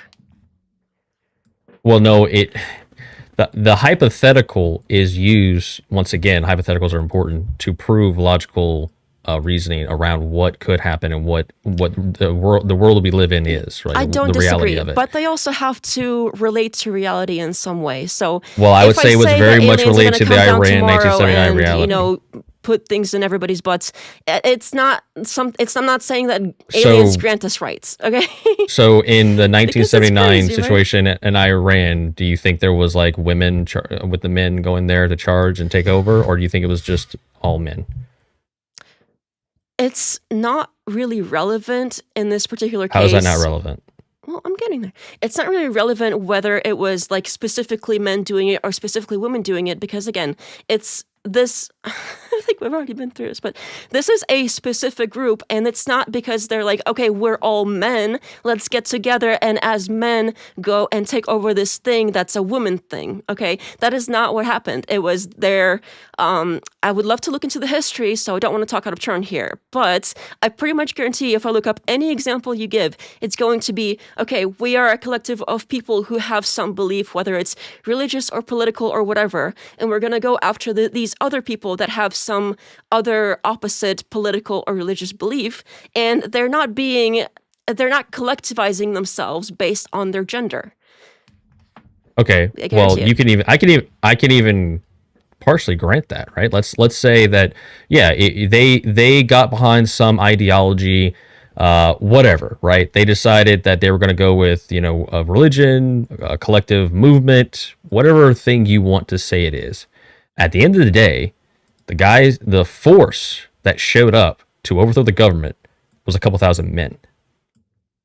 Okay, and they probably had uniforms too, and they probably had guns too. So, okay, there's a lot of attributes that they probably could have been. But can you agree that was the case? Like that, sure, that's in this what they particular did. case, sure, probably. But maybe they also had short hair and so turbans. So is it that people with turbans grant people rights?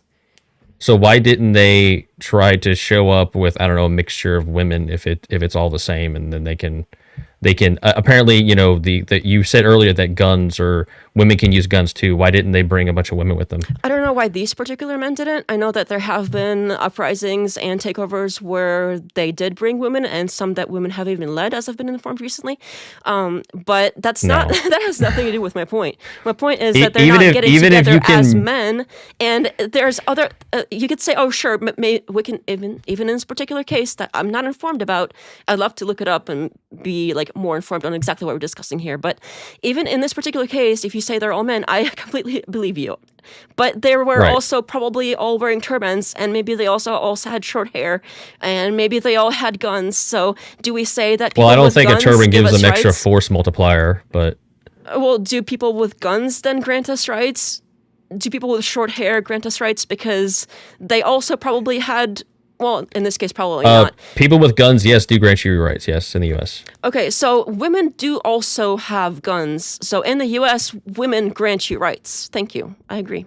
No. The women, well, you can straw man if you want. No, Well, ultimately, it's going to be men. You just said. You said people with guns do grant you rights. People with women guns. also I didn't have guns. I didn't specify like what people. Ultimately, it's going to be men who enforce rights. Okay, you're just stating that after already agreeing that people with guns grant rights, and when I point out the reality that women also have guns, or men people. People in general is what you said. Okay. So men or people. If people no, I didn't say that. No, I didn't say that. Okay, you can try to back out of this people if you in want, general. but it looks roll it back. If you want. Roll That's it back fine. if you want. I didn't say people in general. I said people with guns grant rights. That was my statement. Again, the gun. But if you want to roll it back, you're going to look really silly. So it's the gun that is supposedly the rights grantor in your case. So women also can bear guns and do all the time. So then women with guns grant you rights by your definition here. No. Okay, I mean you can say no. Women don't even grant themselves. Women didn't. Did women give themselves the right to vote? What do you mean give themselves? Let's see. Again, I would love to get into the specific cases. If I could look them up, that'd be so great. But specifically with the right to vote, I know that there has been marching, and there has been basically like anybody else that has gotten rights. Usually it has been through a mass sort of civil disobedience, as well as some violent struggle here and there. But overall, this is a political thing. So it was basically making it so costly for the politicians to not support it that it was too costly for them to not do it. No, actually, that's not actually historically correct. Historically, that's not correct. It was actually a very small minority of even women who actually wanted the right to vote. In fact, they actually put it up to, let me finish. Go ahead. They put it up to a vote in California, even in California, and it was voted down by women because they made a special case. Hey, we're going to let you vote on this. Do you want the right to vote? And they said no. Okay, so some specific people didn't want the right to vote, especially like women. I don't know how you think that this helps women didn't want the right to vote. Even in this situation. No. My point is who essentially voted in. Who essentially voted in the right to vote? What I was saying earlier, before you so rudely interrupted when I was trying to answer your question. So in this particular situation, you're saying that if I were to grant you, because again, I'm not informed on this particular vote or whatever you're discussing. If I were to grant that most of the women, for some reason, didn't want the right to vote, which is totally possible. I think I do also cover this in the video, by the way. But that kind of goes to my point even more. So it's not men against women. It's if women were to all suddenly be like, yes, we need rights now or else, that might have happened faster or differently or something. But because they didn't even want them and got them, that only shows how like either the ones that didn't want it, how much more power they had, or how this isn't really an example of anything at all because... No, I can explain. It's an example of men voting and saying, yes, let's give them the right to vote. Okay. So people voted. They got their right. What does this have to do with them being They stronger. got their because, again, right voted here. Well, wait. You let's go back one claim at a time. You said that women give rights. I brought up the right to vote for women. I explained. No. I'm sorry. I have to correct you. I'm not saying women give rights. I don't think people give You just said rights. women give rights. No, you I'm said saying, that verbatim earlier. Do you know what an internal critique is, sir? Because that's what that was. That's what I'm doing. You said that people with guns give rights. So I specifically said, in your worldview, according to you, women give rights. That has nothing to do with me. I didn't say women give rights with guns. No, so you said you people can with you guns. can do an internal you can do an internal critique if you want, but if it's on a straw man argument, it means nothing. What do you mean if I want? I've already done it. It's in the past. I've already done it. It's happened. You said wrongly people with with straw man guns. argument. I said that women are also people, and therefore, in your view, women give you rights. Then. No. Anyway, I don't think. So people anyway, give each going other back to no, rights. let's not run from this. Let's not run from this. Let's not run from this. Let's not run from this. Inherent, and that's completely irrelevant as to whether men specifically give women rights. I don't think. So did women men give vote rights. to give women rights? Just like ultimately men in the don't. end. It's society in general. You don't get like Not gonna answer the question. one gender versus another gender. You have a habit of not answering questions. No, she is. No, she is. She's saying she believes that they're inherent and that society as a whole gives the rights. Thank you. Yeah, I was trying to, but I appreciate that. Okay, but in the situation with women's suffrage, men were the one that voted in the right for women to vote. Voted, but again, voting isn't like a physical force situation. So just because something happened in one particular case where they happen has to a be force of men, entailment. it doesn't mean Yes. that like women somehow can't participate in government. Well, hold on. Let's because we stick see with them that then. doing it. Okay, let's stick with that then. If a collective of people vote on a new law and they pass it, Okay. that law is going to have an enforcement behind it, is it not? Yeah, generally it's police and things like that. Okay. Sure. So rights only exist with force. No, Thank the you. rights still exist. What do you call it? Like, what is this like? How do you violate a right then? Because if what you're saying is true, it's impossible to violate a right. Yet we have language for this concept of violating. How do you violate something if the simply removal of it makes it go away? Well, you're just picking a portion of the framework and the outcome. Well, can you just explain how you violate something? I'm getting to it. If you have a right to property and then someone steals that property, then the enforcement arm of the government comes in and says, you're not fucking allowed to do that, and they give you your property back. Okay, so that sounds You like don't government have this institutions you to me. don't have this situation where you walk around and you have some invisible barrier that gives you your rights and protects you from everything. All the correction is pretty much done post hoc. I don't have a problem with that. And again, yeah, sure, there are some examples where if a right is violated, the recourse for that would be force.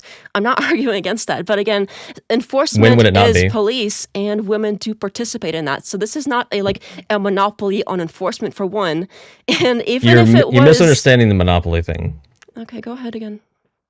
You're misunderstanding monopoly. Once again, when we say men have a monopoly on force, it's just a descriptor claim that men, and you already granted this, are physically stronger than women. And as we see in real world examples, in the case with Iran, if enough men decide to do something and they're violent, they can do it, and there's not much anyone can do with it if there's enough of them. So going back to this right situation, there's always going to be an enforcement arm to make the right real. Like, rights don't exist without an enforcement arm. Okay, but we just agreed that enforcement and force is not only physical. If it's not only physical, women can participate in this enforcement. So this whole only men enforce falls apart right there. So wait, are we sticking to only Western values, or if it is the case that we stripped away Western values or the system that we have now, does that still hold? Which part? What you're saying now. Yeah, like, yes, we know that yes. social has force. We know all of those things. But if you stripped away like all of the great that we have built to make that the case, does it still function the same way? Yeah. So if there isn't a society that upholds rights and values and everything else, does it still exist in the way that you're stating currently? I do think that enforcement still involves the entire society, and it's not only men enforcing. Again, because as we agreed, enforcement is not only physical. And even in societies where things are not as great as we have it here, where even like when women are forced to wear the headpiece or whatever situation, right? We can say like, okay, well, maybe they don't have like the right to show their hair or something.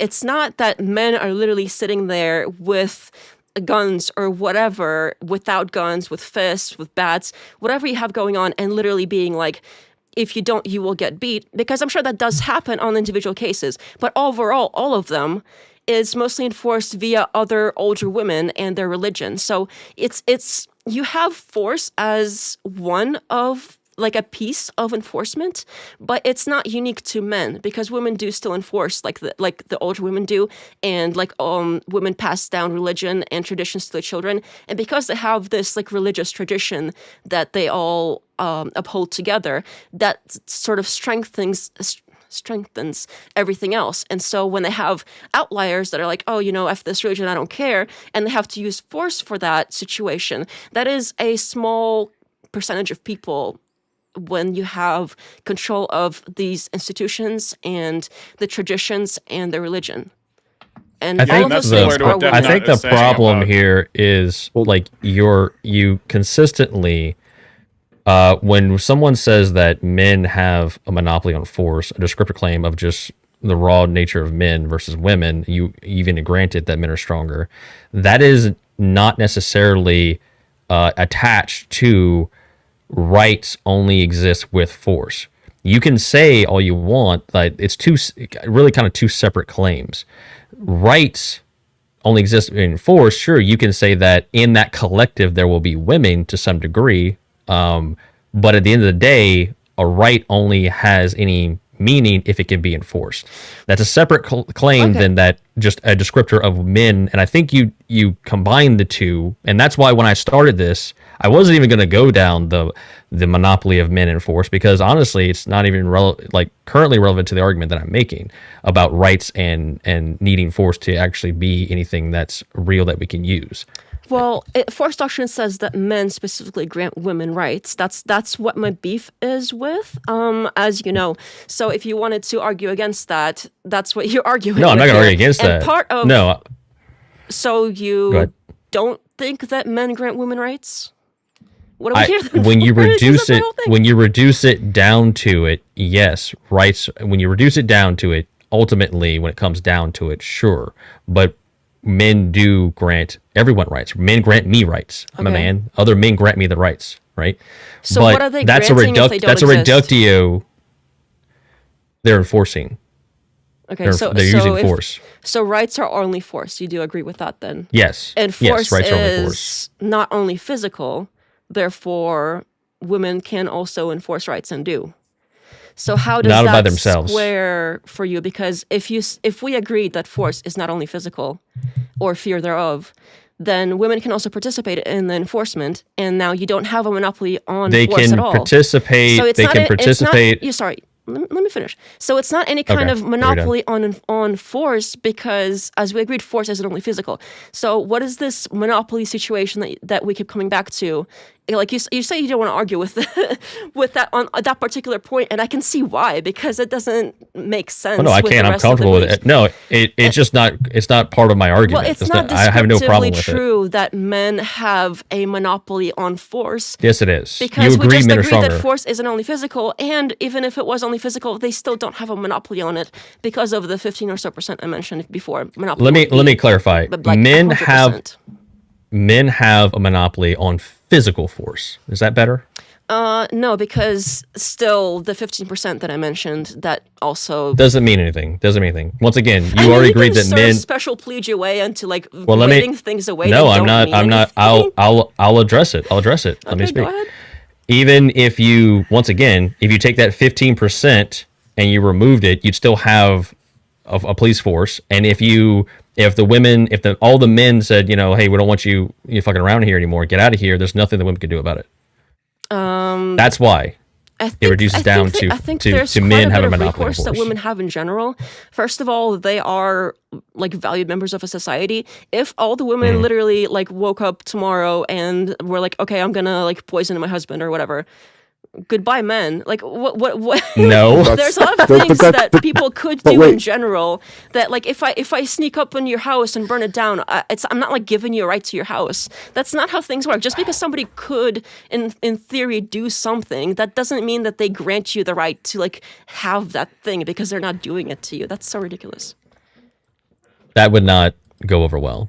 If every woman decided to do that, and you might get a few guys, but eventually it wouldn't even be a challenge. Like it would be done with like within a few days. Like the minute we realize, okay, all these women are being fucking crazy, we're gonna lock them up. They'll all be dead. No, they wouldn't. You're assuming a 100% success rate. Yeah, that's you think like you think they're all gonna be 100% success rate of this. Like if it's men, for some reason they can do anything they want. But women you already can't, granted men are stronger, anybody, then vastly stronger. The society that you are describing is men literally standing over everybody else with a gun and being like, "Do this or else." Like 2,000 or 3,000 men took over entire government. Again, the government is an institution.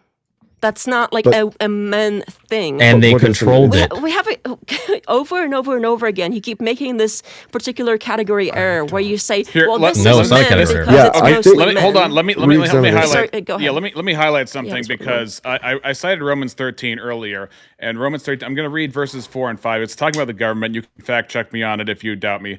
But verse 4 says, "For he," meaning that which is in a government position, "is the minister of God to thee for good. But if thou do which is evil, be afraid, for he beareth not the sword in vain. For he is the minister of God, a revenger to execute wrath upon him that doeth evil." Right. So not that with breaketh the law, but doeth evil.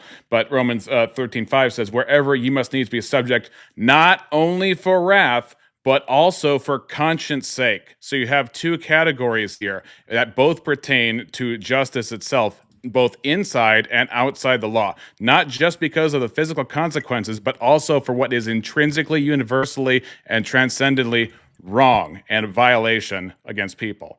So how would you tackle that, Mo? Because I think that's what she's getting at, is a distinction between a right being violated in the abstract and the post hoc discretionary use of force by the powers that be.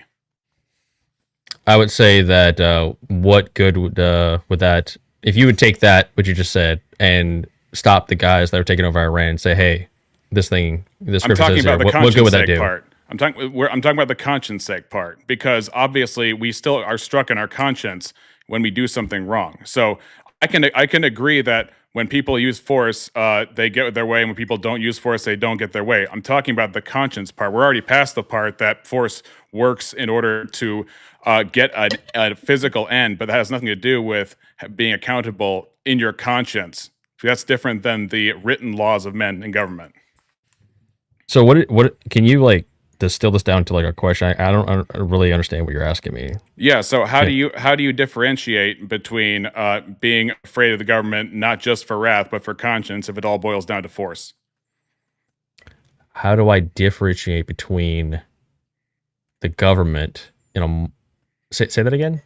So how do you differentiate between the government in terms of the respect you give it, if its moral place in society before God? If there's only force, why does Scripture say not to be subject to it only for wrath, but also for conscience sake? Because conscience is not written in the legal system. Conscience is written on our hearts. Okay. Yeah. So we have a. Yeah. So I guess I'm not understanding. I'm still not understanding really. Can you give it? I don't know. Yeah. I'm so how does that fit in your paradigm? How does conscience fit in your paradigm if we're supposed to be fearful for the government, not just for wrath's sake, but also for conscience? As if there's something outside of the legal system that compels us, not by physical limitations, but by moral restraint based on our responsibility to God to follow the government. Well, I would say you have duties, responsibility to God as a moral being to act a certain way. Now, whether I can collectivize with enough other Christians to have the force in order to I agree enact with you that that is force another thing. has effects. I already agree with you that force has effects. But what I'm saying is government has a right in its role in our life because it already says that God gave government the sword. So that's within its jurisdiction to use the sword in those means. So I agree that force works, but I'm saying for the conscience sake part, that means that government has a right in your life to govern you and to oversee the affairs of men. Right. So you're essentially let me see if I can like distill this down to the question. You're asking me when it comes to, let's say, a government that has, like, let's say, an immoral law. I have a moral conscience that if that goes against it, how do I trust the government or do I trust the moral law of God? I'm saying it. Not only should you fear it, like the passage says, because of the physical consequences of force, but also because it in itself is intrinsically wrong to go against the government where God's law is not being superseded. So if it doesn't conflict with God's demand in your life, if it doesn't force you to sin, your conscience should be struck if you go against the powers that be in the law. Sure, yeah, I can get that. Okay, so then outside of the written laws of men, there are laws that are constraining that have nothing to do with physical consequences. Like what? Like God's law of obeying the government.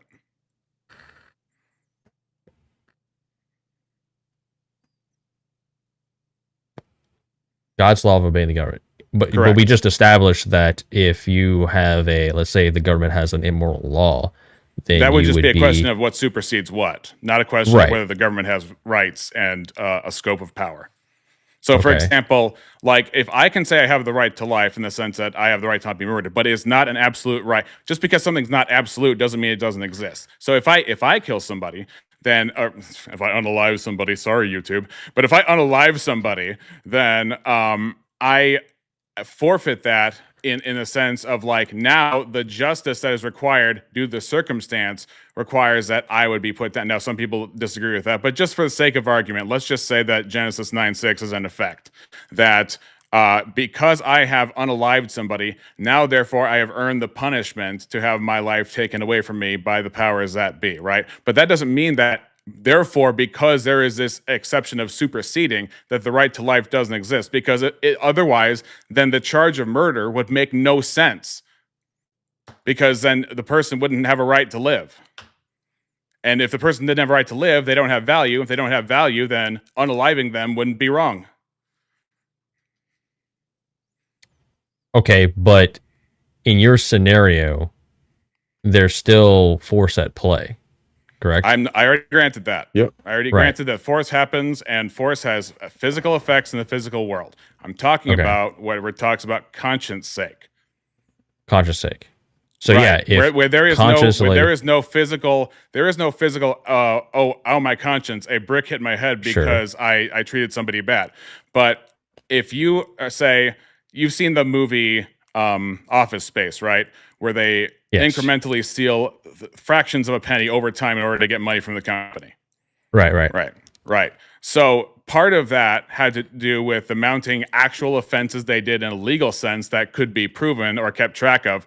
But also part of that would have to do with the weight on your conscience as a human being made in the image of God that knows deep down what they're doing is wrong because it doesn't belong to them. It's not their property, regardless of what government they're under. So when you fear the government, you don't fear it just because they can kill you. You fear it also because you are made and subject to them and the providence of God relative to the country you're in.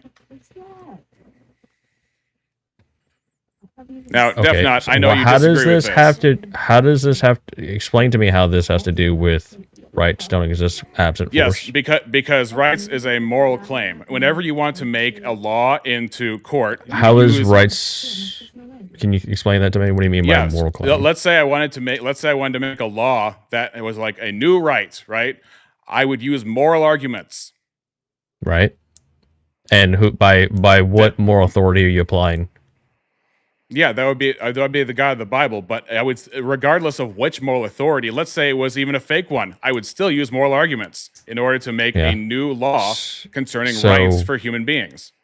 So if in that structure, then if it's not the God of the Bible, if it's some other moral authority, what's to say that whatever right you create is actually not moral? Like I said, I'll grant that. I'll grant whatever. We'll use even like Planet Peterson as an example of Spanky. I'd still be using a moral law, even if it's not familiar with that, but I'll go with fine. it. Eli Nix is. But if I use the most ridiculous example, I'm going to submit my idea for a law that confers rights to a moral standard, even if it's an unjustified moral standard. We're not using math, we're not using science, we're using moral transcendent law, so that our laws that we create recognize the transcendent laws of morals that already exist. That's why we can have such a thing as just laws and unjust laws. You can make the claim that the law is unjust based on whatever moral authority you're using to justify that claim. Right, but it would be a moral discussion. That's my point. It would turn into a moral discussion at that point. But ultimately, too, if you do this, whatever moral authority you use, whatever law you want to make, ultimately it's going to come down to force to enact that law. Sure, but which is different than the actual writing of the law itself and the justification of a law. So, for example, you and I would both want to do away with Skittles' marriage, correct? Yes. Why? Because is that an unjust recognition of what is metaphysically true? Yeah, it's. I mean, I think we agree on that. It's biblically degenerate, and let's just put it that way. And we would argue that's objectively degenerate, right? Yes. And the same thing, we would want to ban the unaliving of the unborn babies, correct? Right. And we're doing that before force happens. We're doing that as a result of what is morally true outside of what has been written into law.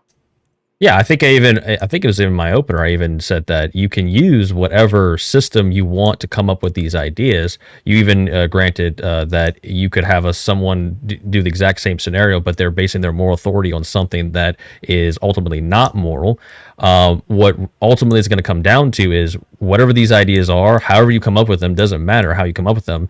If you don't have an enforcement mechanism, they just remain these metaphysical ideas. Again, the actual circumstances of what force does or doesn't do is separate from the fact of whether or not something is or isn't wrong, because then you would have to grant Skittles' marriage and the unaliving of babies. Yeah, that's a moral claim. But it's a moral reality.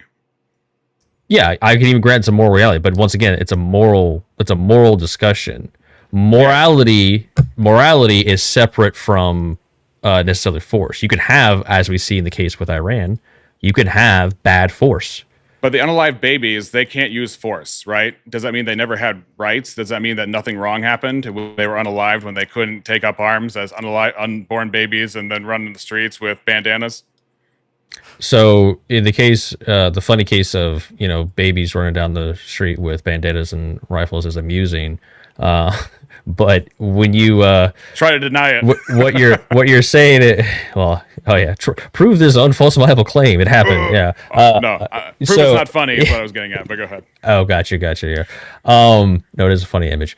But if you're saying that because the babies don't have a way to enact force, that might imply that I'm saying they don't have, rights, or is that what I'm creating a fork with is between the fact that because enforcement can't happen is not an answer to whether or not a right was violated. And so if something was absolutely done wrong when the baby was unalived before it could implement force, and because it's impossible pretty much for these unalived unborn babies to implement force anyway, that means that effectively rights couldn't exist for those who were taken out, who were helpless, which is completely counter to biblical ethics, because we're supposed to speak up for the fatherless and the widow. And true religion is this: to visit the fatherless and the widows in their affliction, and to keep oneself unstained from the world. Go ahead. Yeah. So even in that scenario, I would say two things. One, in the case of the babies, it would rely on people like us with the correct moral guidelines to enact some sort of force in order to stop it. We'd be justified in that force, right? We'd be, yeah, exactly. We'd be justified in that force. Why? But what? Why? Because every human is made in the image of God, and they have intrinsic value. And that intrinsic value confers them rights to not be murdered, right? You could say that it infers them rights, and that doesn't go against my argument. My argument is that if you have a right that's a concept for this baby, ultimately, unless we use force to stop it, it's just an idea. So if it's just an idea, then before it happens, then all we have is the idea that the baby should not be unalived, and then the competing idea that the baby should be unalived, and then what's the tiebreaker between those two if it's not absolute morality and the value of the human life? Force. That's no, because force hadn't happened yet. We're having a dialogue to evaluate both the ideas of the baby should be unalived, the baby should not be unalived. Well, so force can't be the equation while the question is still in the air. It can. Well, no, it can, because here's the situation. The question is currently still in the air currently. But if I collectivize with Christians and I pass a law making it illegal for abortion, I've used force in order to get my point across. Which you've already admitted was justified by a prior moral law. Yeah. Right. And then so theirs is unjustified by a prior moral law, which relates to them being made in the image of God, which gives them rights to live. Say that last part again. So you had said that the justification for you passing that law was a prior moral law, as in it pre-existed the situation of the baby being alive in the first place. So when you say the tiebreaker is force, the question is, are you using force justly? And if you're saying yes, then that means your force corresponds to a pre-existent right conferred to that person based on their intrinsic value. Yeah, well, this goes hand in hand with what I've said currently before, is you can make any claim you want, any structure, any law, any what you would call rights, unless you have an enforcement apparatus, you don't really get anywhere with it. It stays this philosophical idea that you think that this is the right way to do things. You have the ought, but you haven't changed the is. So between the two people who are discussing whether the baby should be alived or not unalived, all they have are equal value ideas in their head. There's nothing that gives intrinsic truth claims to one side or the other. Well, no, I wouldn't agree with that, because I would say that intrinsically we would have the right view. But once again, to enact that view requires force. What's the right view? That every baby is made in the image of God. And why does that translate to not unaliving them? Because it goes against, biblical commandments. And why does it go against biblical commandments? What makes being in the image of God confer what it says in Genesis 9:6, that if anybody unalives somebody, so therefore his blood shall be shed. If anybody sheds another man's blood, therefore his blood shall be shed for being made in the image of God. How does that work? That's a enforcement mechanism on what is considered biblical law. The enforcement mechanism is a separate question of why the enforcement mechanism is prescribed by God. Okay. So I'm trying to understand your if you want, me and Defnot can go back and forth if you want to take some notes and come back at me. Well, I don't understand your question, really. Yeah, I don't understand how it fits. The point is, when you have two people saying one says we need to unalive this baby, and the other says we should not unalive this baby, and you're saying that they're not, just because they're both conceptual doesn't mean that one is not better than the other. Conceptual does not mean irrelevant. Conceptual just means that it is not material. It is of the mind. I would argue that the value given by God is of the mind of God, and because the mind of God is the cornerstone of reality, therefore it becomes absolutely true by necessity. But that's beside the point. What I'm saying is, if you have two competing ideas, the tiebreaker in this case should be a moral absolute tiebreaker, which justifies the use of force, because otherwise, if you just say the use of force is the use of force, then the question it comes down to is like, okay, if you can have a justified use of force and an unjustified use of force, that means that before you take force, you have to take in consideration the rights of the individuals you may be offending if there's not a superseding justification for taking those actions of force. Abe, you want to say something? Yeah, so I was actually okay. going to ask. I was going to ask for a quick clarification. So, Yeah. is it the case then, re-examination, that which is morally right confers a level of right to the people, the person, us? That which is morally right can confer a level of rights to people. I would say the identity is what gives the rights to people. That which is morally right, in terms of like the situation in question, I'd have to hear an example to Well, put what in you're priority. talking about right now.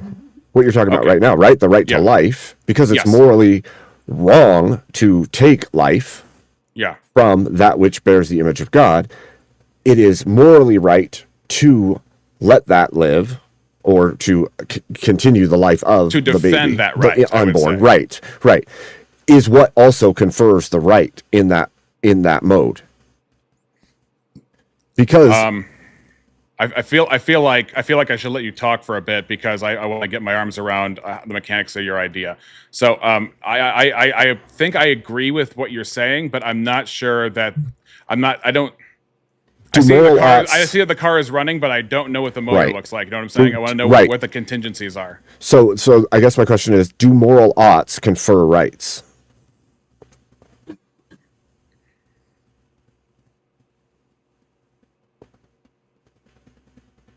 I would have to think about that. I would have to think about all sorts of cases. What I can say as far as humans, I would say that in the cases where God has says, do not cross these lines with people, those lines are the boundaries for what forms the rights of individual people and also forms the rights of entities such as married couple families and governments and churches. So whatever God establishes as that which the lines that you do not cross, that's within the jurisdiction of an individual or a government or things like that. Those have priority as far as their rights, up until the point where, like, say, if you end somebody else's life unjustifiably, like if it wasn't in self-defense, which, by the way, is also a right enumerated when Jesus allows the disciples to have two swords with them. But I would say that those boundaries that God draws are a right in terms of your life belonging to you up until the point where you forfeit it by taking someone else's life, for example. And I would also use 1 Corinthians 9, where Paul says, again, that he has the right to eat and drink or take a wife. There's not necessarily a duty to take a wife, because then Jesus would have violated the duty in his manhood to not have had a wife. And so, but you have the right, as it says in 1 Corinthians 9, to choose whether or not to ever get married. That's one example. So I do have a question for you, Re-Exam. So based on the scenario you gave, the analogy, you have one party saying we should do the abortions, other party, which would be more aligned with our side, saying no, you shouldn't be allowed to do the abortions. Yeah. The party that wants to do the abortions, they believe, based on their moral authority that they subscribe to, that they are correct. Yep. How can the thing that splits the difference be anything but force? Because my splitting the difference does not occur on the material level. It occurs on the justification level, which is why I asked you, can force be justified or unjustified? And justification has to do with morals, because rights are a moral claim. They're not a circumstantial claim about who is in government and where the gun is being pointed. That's what my argument is. But that is under the paradigm of you and people who agree with you thinking that you are correct in that assertion. But in both cases, we are both consenting to the idea that there are absolute moral laws. One person thinks that the right is for the person to unalive the baby, and the other person thinks it's for the right of the baby to not be unalived. So even if you want to talk about common consensus, which I don't think is the basis of the argument at all, I think the basis has to do with moral objectivism in relationship to the God of the Bible. But in both cases, they are arguing from a moral absolute standpoint in which somebody's rights are being violated. One thinks it's the woman, and one thinks it's the baby. Yeah, so I can grant that and agree with you. Probably, agree with you on a lot of that, obviously. But if the argument stays there, the two parties, what happens? What do you mean stays there? If it never goes anywhere, if you have one part, if there's nothing that happens, you just have two groups of people saying we think we're morally right. Other group says we think we're morally right. If it only ever stays in the argumentation planning phase, whatever you want to call it, what happens? I don't think that's relevant to what a right is, because the fact that you're discussing it means that it's in the ideas realm in the first place. It's Sure, not in but the what if happens it never, realm. if it never leaves that though, what happens? If it never leaves the discussion phase, then I guess it's Yes. forever. What do you mean? Okay, well that's my point. Nothing happens. You I don't need think a that's governance. Of course, it's relevant. You need No, it it's not. because. So how are you going to get your side to enact what they think is correct? We're not talking about what I'm going to do. We're talking about the existence of rights, which I agree are immaterial. But that the prompt is not what are you going to do when rights are violated. The prompt is, do rights exist? And if they do, what are they grounded on? Not what happens after a right is violated. My point the entire is night defended. has been that the rights essentially are just ideas, which I think we just concluded the same thing with this discussion right here with me and you. If you mean And ideas without- in the mind of God, then that's a moral realism. Then sure, but that doesn't make it Sure. fake. It makes it real. Whether it's God or whatever, whatever you want to say, if it only ever stays there and you don't have any enforcement apparatus, then nothing really happens. Which I can grant, but that just seems trivial compared to do rights exist? Well, and also, Mo, as a question, wouldn't that fall into a syllogism that would basically state that if rights exist, we must enforce them, and thus rights must Yeah. exist? I think I actually have a syllogism for that, actually. I think I wrote one here.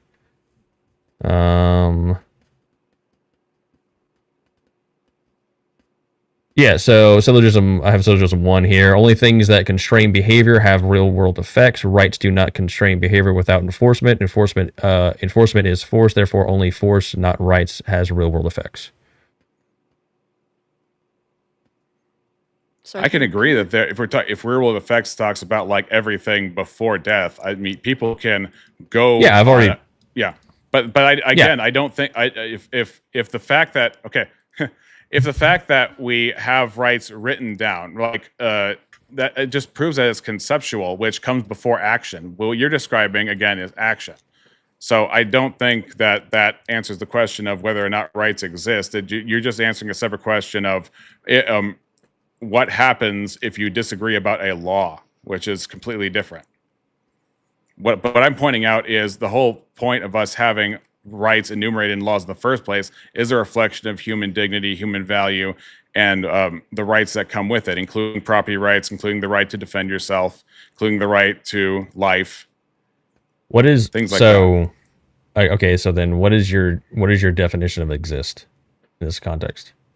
As in recognized, in this context, as in recognized by the mind of God in terms of relating to humanity's dignity and scope of property. So I defined rights in this case as the moral scope of my ability to make permissions and choices with what belongs to me and what I have been entrusted with.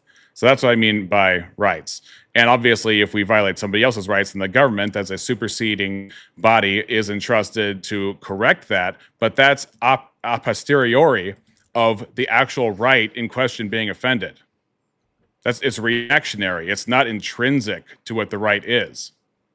Yeah. So once again, I mean, my case all night, which I think I've demonstrated with multiple examples, is that I can grant most of what you're saying, but at the end of the day, if you just have this concept of a right, unless you have some sort of enforcement, it never materializes. And you can separate the divine judgment part, right? You can say that post hoc, okay, you're a degenerate bastard, and you get some divine judgment after you die.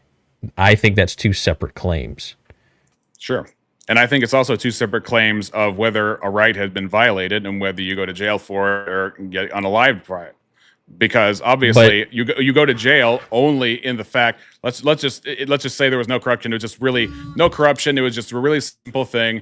You robbed a bank, you go to jail. The robbing of the bank occurred first. The robbery itself presupposes property rights. Property rights are not made of matter. They are true in the eyes of God and they bind us all morally. Therefore, if the laws are a reflection of those property rights, then the entailment would be punishment from the government, who would have the obligation and the duty and the scope, meaning also the right, to and the jurisdiction to be the ones to lock that person up or deal with them as they see fit in the scope of what the punishment does in terms of fitting the crime. But all the same, it's not matter in motion, it's actual violation of rights which do not exist materially and are violated regardless of whether or not enforcement happens. If you steal something, it's still stolen whether or not you run off to Mexico. Okay, so I think I might have a better... Okay, so throughout the night, we've kind of been dancing around like, okay, the rights being a concept, and just because that concept is infringed upon doesn't mean it wasn't infringed upon, and then the entailment of that infringement, in a lot of cases, is a force mechanism, which I think you've granted, right? But you're still making the case that that doesn't mean the right hasn't been infringed upon, right? Yes, the right being infringed upon is what justifies the action of enforcement. Okay. So let's just say but what if it wasn't, what if we didn't call it rights, right? What if we just call it like do no bad or do good, you know? We just replace it with something else, some other linguistic saying, right? That we can make up whatever we fucking want, right? Whatever you make up conceptually, for it to actually mean anything in our current mortal plane, there has to be an enforcement apparatus in order to restrain something. So are you saying that the... But that wouldn't make them not exist, right? That wouldn't make them... The idea would still exist, but it wouldn't be materialized in any meaningful way. Well, would the idea exist in the mind of God prior to humans?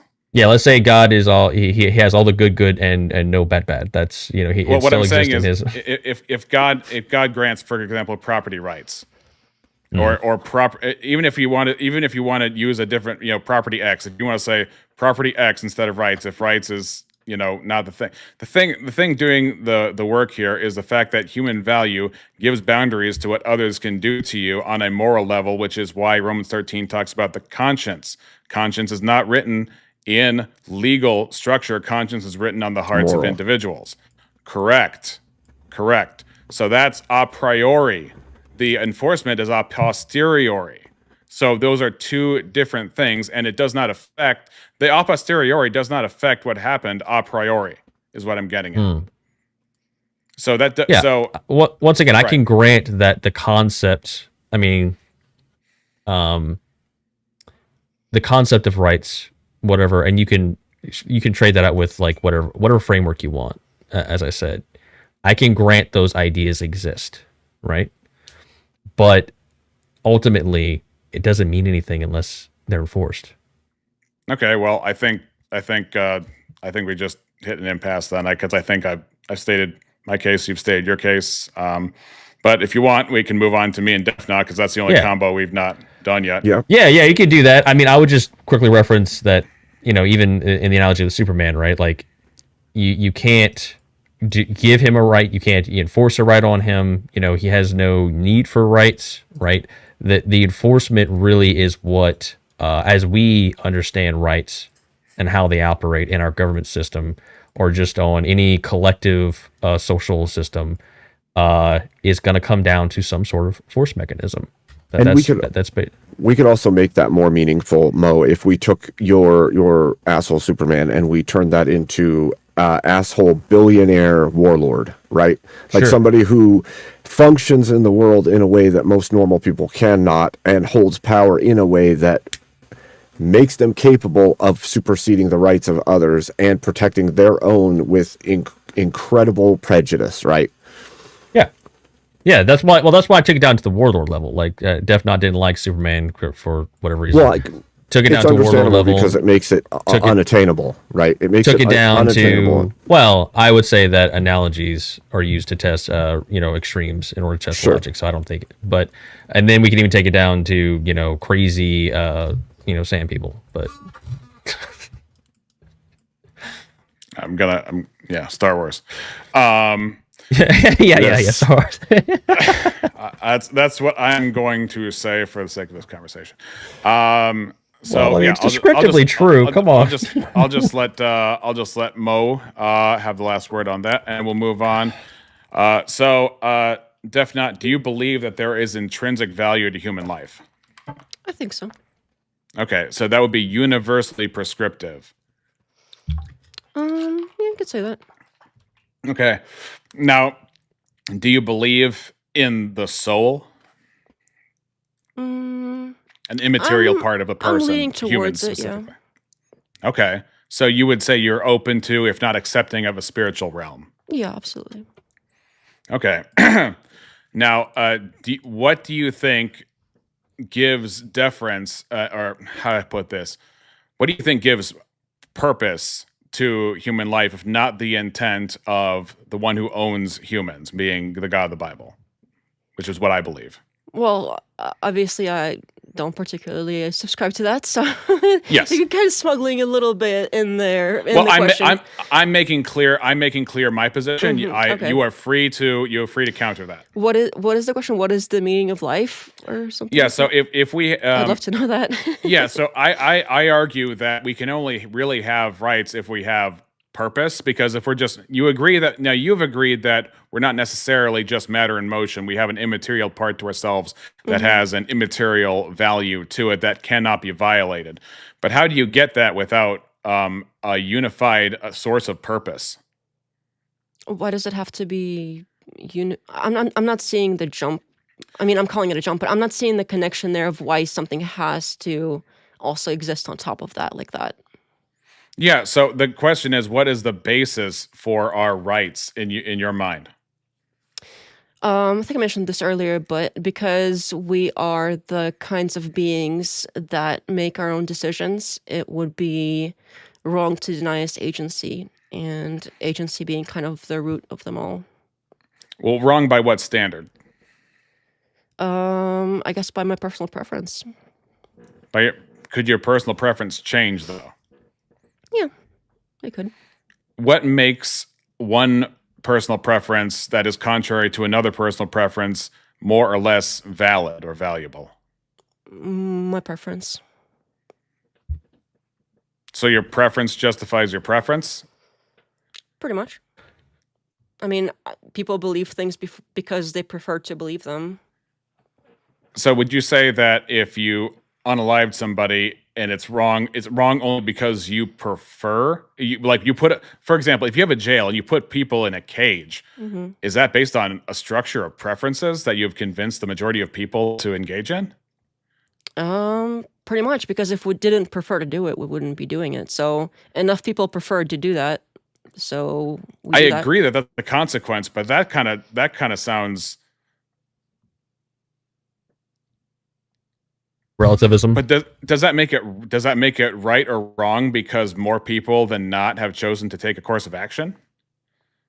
I think that some things are wrong on like a base level, but that is my opinion, and I prefer to believe that. I'm not saying that other people's opinions are equally as good as mine.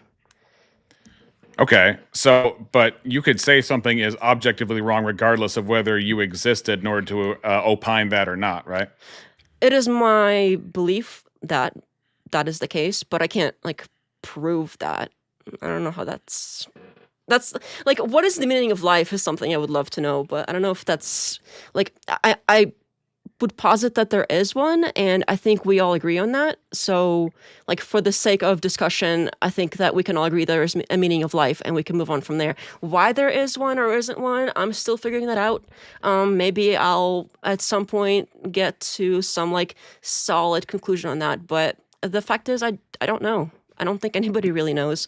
All we can do is sort of like guess and reason it out with the tools that we have, but we can never really know for sure. Yeah. Would you present any reasons to believe that it could not be the God of the Bible?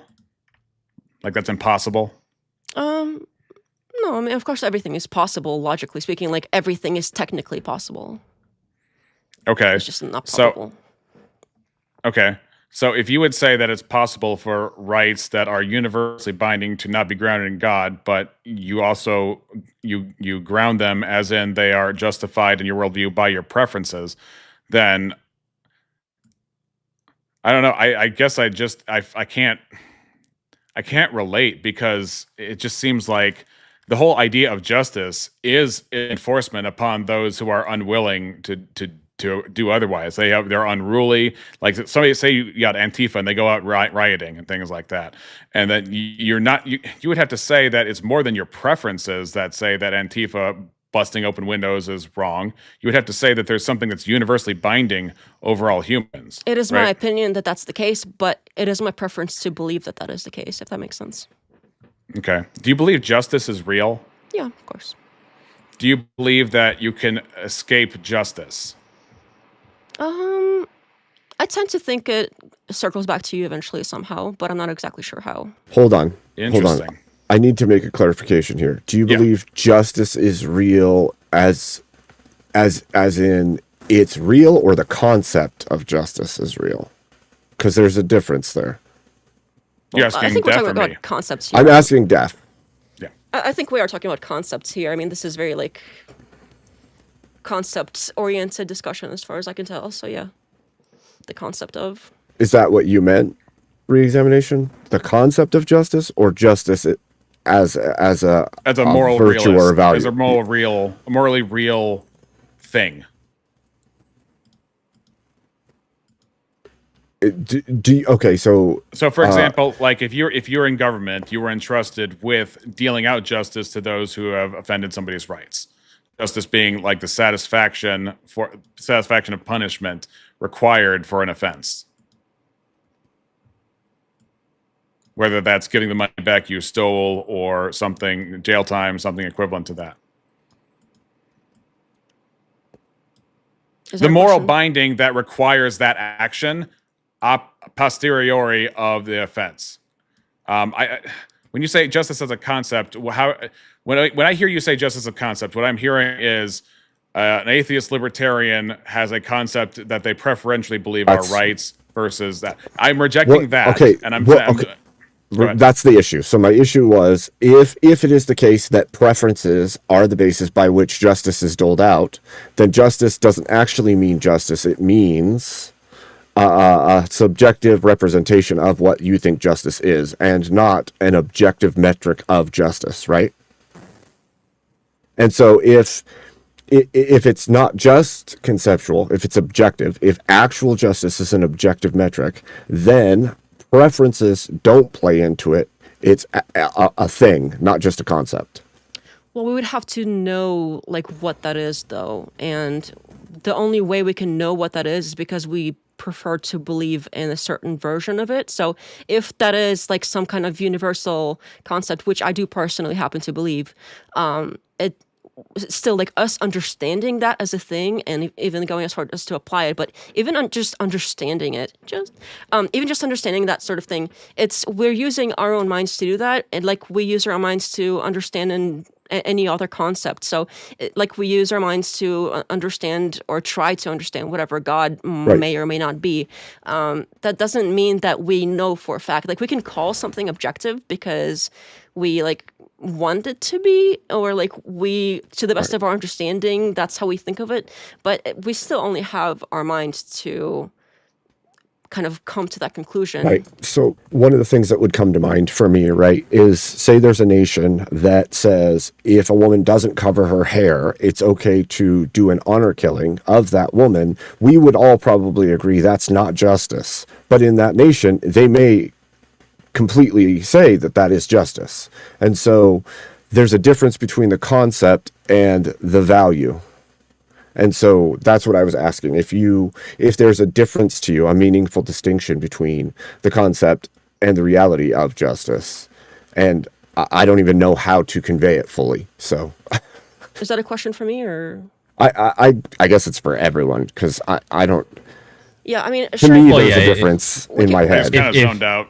If you have a system where you base your moral authority on yourself, which sounds like that's what this is, it's my preference, then you really don't have anything to stand on, morally speaking, if another group comes up and says, this is my preference to enact whatever horror thing I want on you.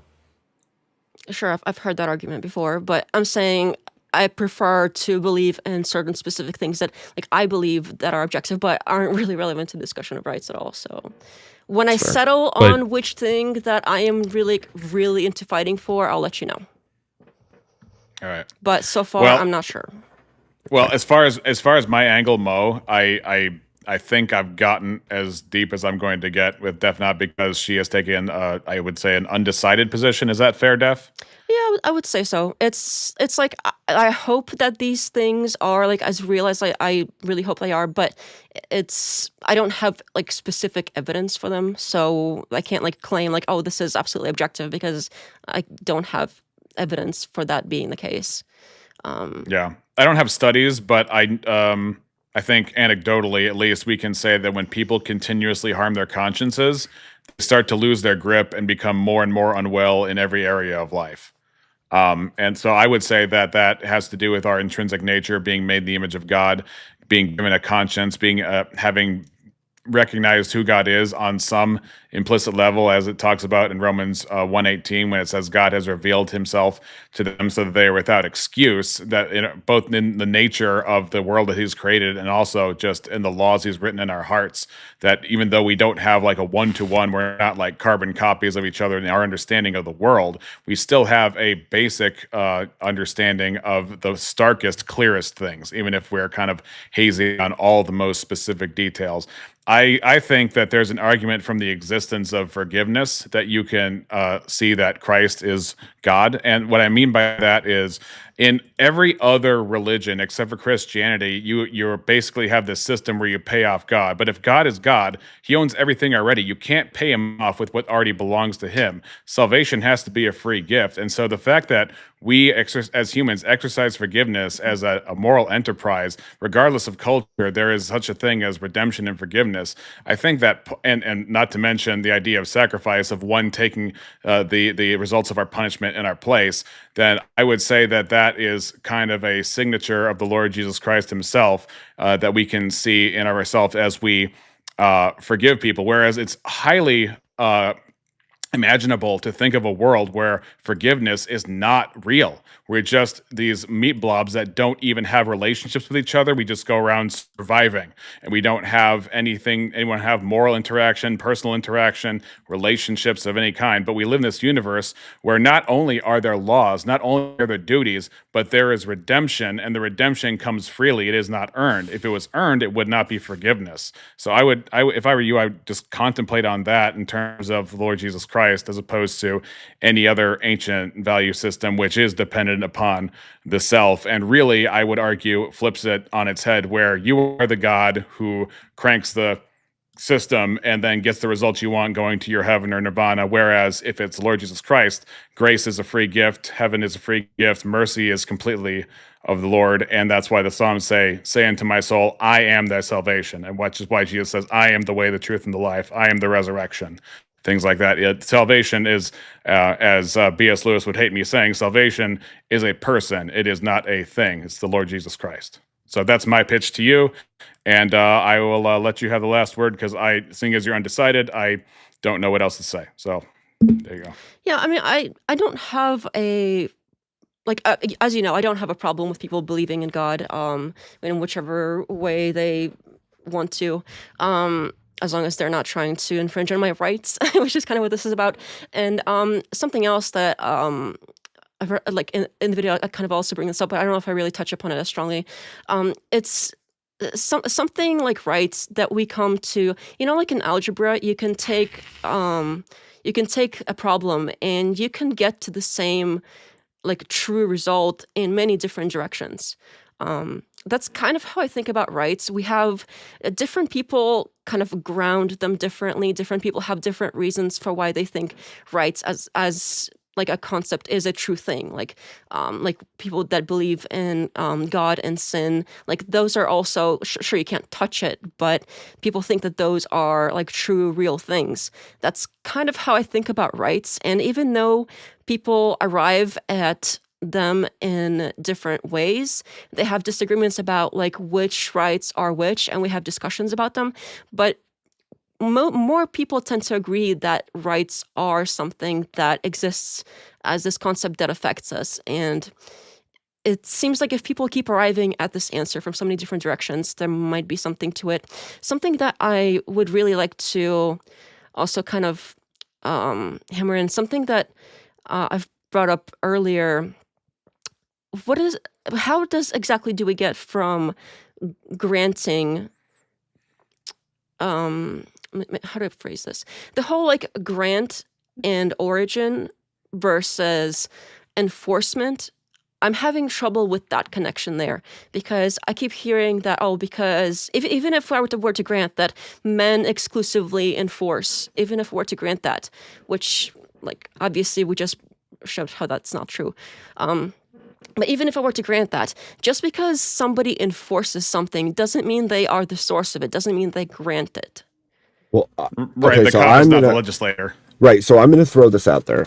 I think the connection, like the neural work of that, is that absent something to make sure that you can function within that right, then that right can't be there. And so if say you have no right to a something, and okay, if you have a right to something and there's nothing there to make sure that nothing tramples that, then how does that right exist? And so that's usually where that falls apart. Like, if you have the right to vote, but every single time you go to vote, you're stopped and you're forced to not do it, then you don't have that right. Well, no, you do. It's just being violated. This is a question I asked before to Mo and never got an answer. What do we call this thing where rights are violated? What's the difference between a right being violated and ceasing to exist? I don't think I ever got an answer to that one. It's a situation of, you just kind of described it. A right is violated, but you could call this right, this piece of paper, this thing that you write, it could be a falugulu. You can, whatever you want to name it. It doesn't matter what it is. It's the enforcement arm of actually making sure you keep the falugulu, or in your case, the right. So a right can be violated, but it doesn't like cease to Sure. exist because it's violated, right? It ceases to have any real world implications unless there's a enforcement mechanism behind it. Hold on. It does cease to exist if it's always violated and extreme. never Right. enforced, right? That's a good point. So, like, if you have the right to life and everybody starts offing each other and nothing stops that, then no one actually has the right to life at that Right. point, right? You do have a right, it's just being violated. That's why we have the word violated a right. So if you put a bunch of people in chains and you do that in perpetuity until the end of time, then their right never existed, even though you have the same ontology. Well, it wouldn't be observably existing at that point, right? It depends on if you regard the conscience or not.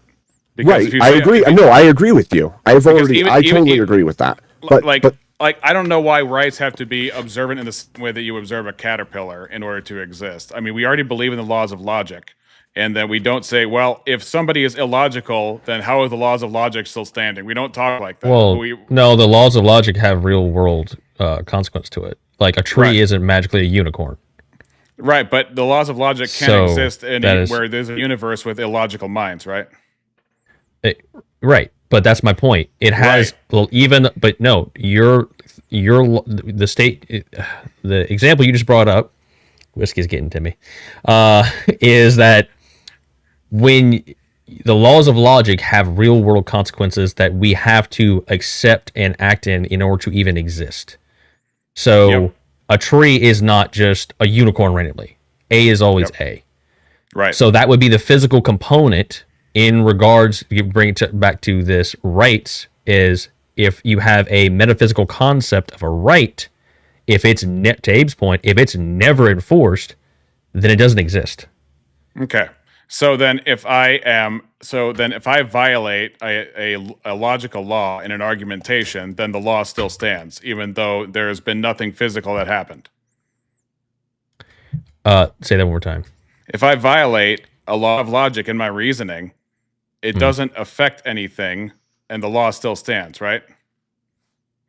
Yeah, you're just making stuff up in your head. Yeah, it's incoherent nonsense. You're just thinking. Right. So if I offend somebody's right, and then nothing physically happens to me, then the right still stands. It depends. If you do that, if everyone does that, and the right is never corrected by any enforcement mechanism, then no, it doesn't exist. So then there's no reason in order to stop the unaliving of babies because no rights are there to offend. There's no justification for the use of force to stop the unaliving of babies. No, it would be a statement that if nothing is done to stop it in perpetuity, then they don't have a right that's been codified in some meaningful way. Then why would you do it? This goes back to what you and I said earlier. There's a difference between legal and moral, and because there's a distinction between legal and moral, there's legal rights and there's moral rights.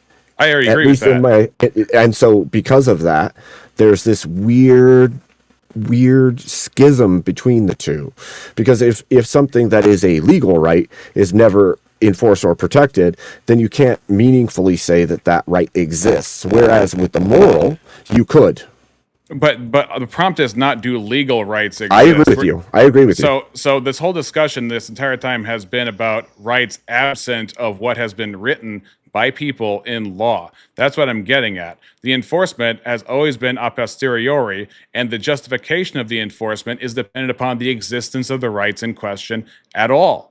So that's my angle with that. So if we're talking about do legal rights exist, then we'd have to ask which country and which laws and which time and what we're talking about. Because if all we're saying is that do legal rights exist, then we're not having a debate anymore, because all I have to do is look up some .gov webpage. But no, because there is an entire subsection of the entirety of the population that believes in subjective moral values. Yeah, but those moral values. Claim. But okay, there would be a disagreement in what rights exist then. I agree that disagreements can exist. Same thing with somebody can make a fallacy, and yet is it a right to unalive babies? It is not a right to unalive babies, but it is in some states. It is again. The equivocation is legal right versus the right I'm talking about, which is transcendent. So I agree with you. But again, I'm saying that I can already grant that legal is different, but legal is transient. That's my point, though. My point would be there would be a distinction between a subjective or not subjective, a non-religious and a religious subsect of the population, right? There would be a difference at that point, because one would say there is no moral right. It's codified in some way, and so that's what I'm drilling in on. And I'm not saying that actually changes the stance of this actual debate.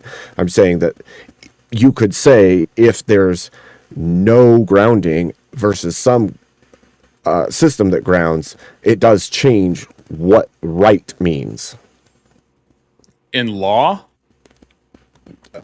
to people.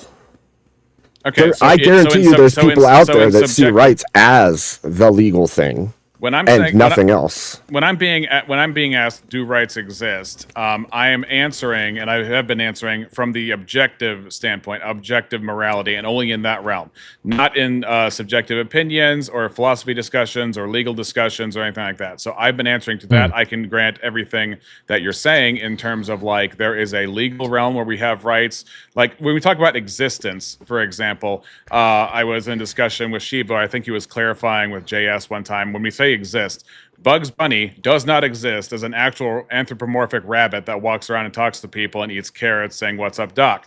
But he does exist in copyright law, and he does exist in the minds of people, and he does exist representationally in film and things like that. But he doesn't exist the same way that you and I exist in the physical and spiritual realm.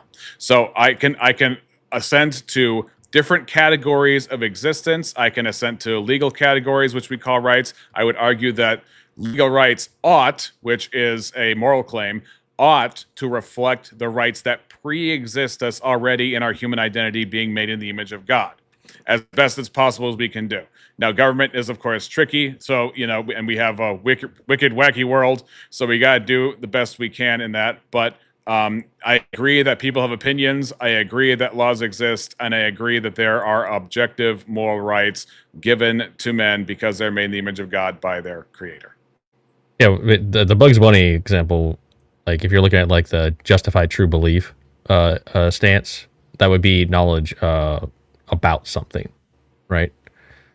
Yeah, So, but like like Bugs copyright Bunny. law concepts. Right. Well, just that are him only in general. concepts. Like it could be Sherlock Holmes, right? It could be like about him and you're justified in knowing about it fits the justified true belief criteria, but it's knowledge about something, not something like intrinsically true, whatever you want to label it. It depends. When you say intrinsically true, how does that relate to like copyright law or like a child's imagination of characters in his head? When you say intrinsically true, help me out with that. Well, under justified true belief, you have to for knowledge, you have to have it has to be justified, it has to be true, and you have to believe it, right? That's the classic. But Sure. But here's the thing: like if you apply that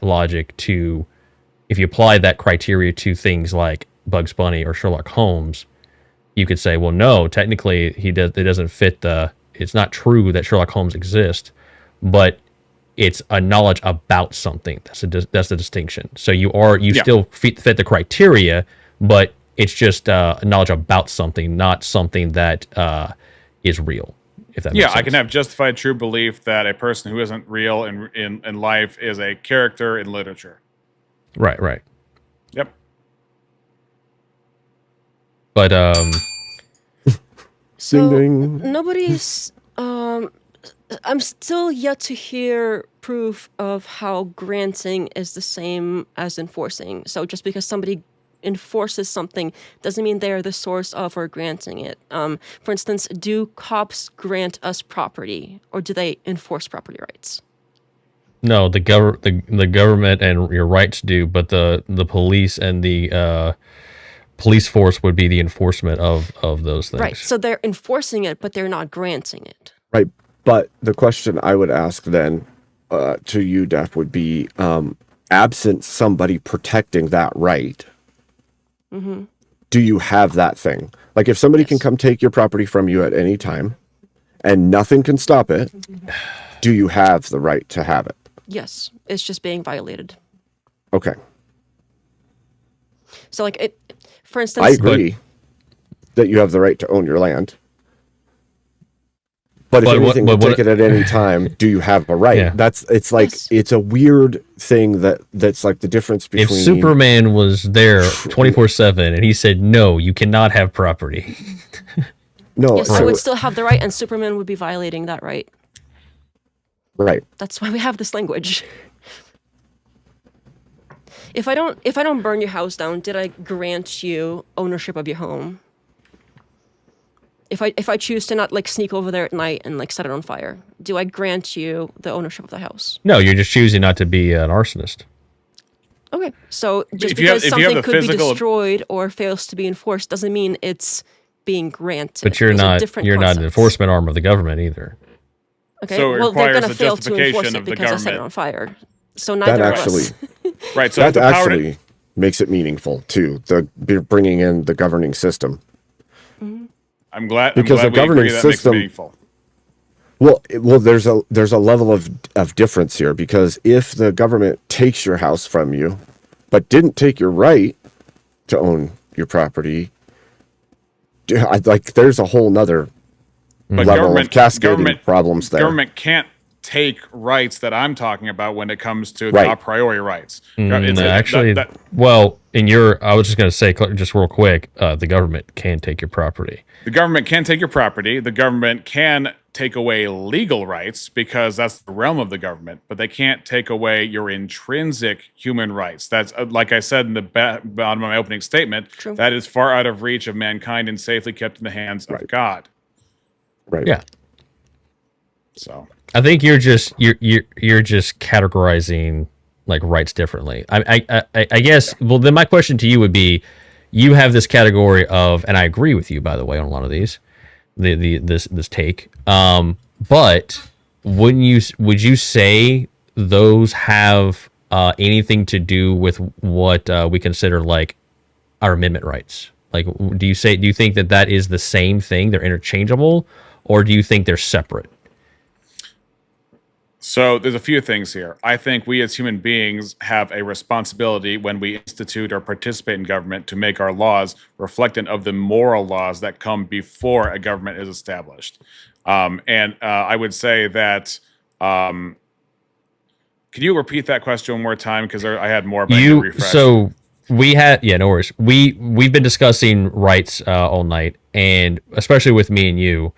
It seems to be different categories of what our definitions of rights are. When I'm referring to rights, I'm talking about the physical, visceral enforcement of rights in a legal sense, in a government structure, that sort of thing. You're talking about intrinsic rights under God. My question is, do you see those as separate, or do you see them as interchangeable? I see them as separate but not unrelated. I think they're related. But it's interesting that what you said was the enforcement, which again is a posteriori of the question of has a right been violated, right? It is a reactionary operation with respect to a pre-existent right, which is different than the right itself. So to even say, do you have a right if it's not enforced, is just the same thing to say as like, how could humans have, if that was the case, that no rights exist if they're not enforced, then did the right come into existence once the force occurred? Because that would be strange. But here's the thing, like going to Abe's point earlier, like if you have a right in a legal sense that has been consistently infringed upon, do you actually even have a right? Because, example, if you tomorrow decide, I'm going to go live in China, and you go there, are you going to expect to have all the rights that you have currently in America, or no? If you're talking about legally, no. Okay. If you're talking about morally, absolutely. Wherever I live, I will have the same amount of actual rights, regardless of where I live. Okay. But so then, definitionally, then, they would have to be separate. Yes, but not unrelated. They're separate, but they're not unrelated. So, for example, again, if we're going to institute a government, we have to have a just government, right? Because unequal weights and unequal measures are an abomination before the Lord. And there has to be an understanding of what a just law is and an unjust law, with both you and I agree with skilled marriage and with unaliving the unborn. So there is a prior consideration to all forms of government, all laws, all operations, and all enforcement. Right, but you can also have a government that doesn't give a shit about any of that. It makes immoral rights and laws. And I agree. Right. What I'm talking about should. I'm talking about the ought. I'm not talking about the is. Right, but that ought would fall into the moral claim, not the government structure. Yeah, exactly. Okay.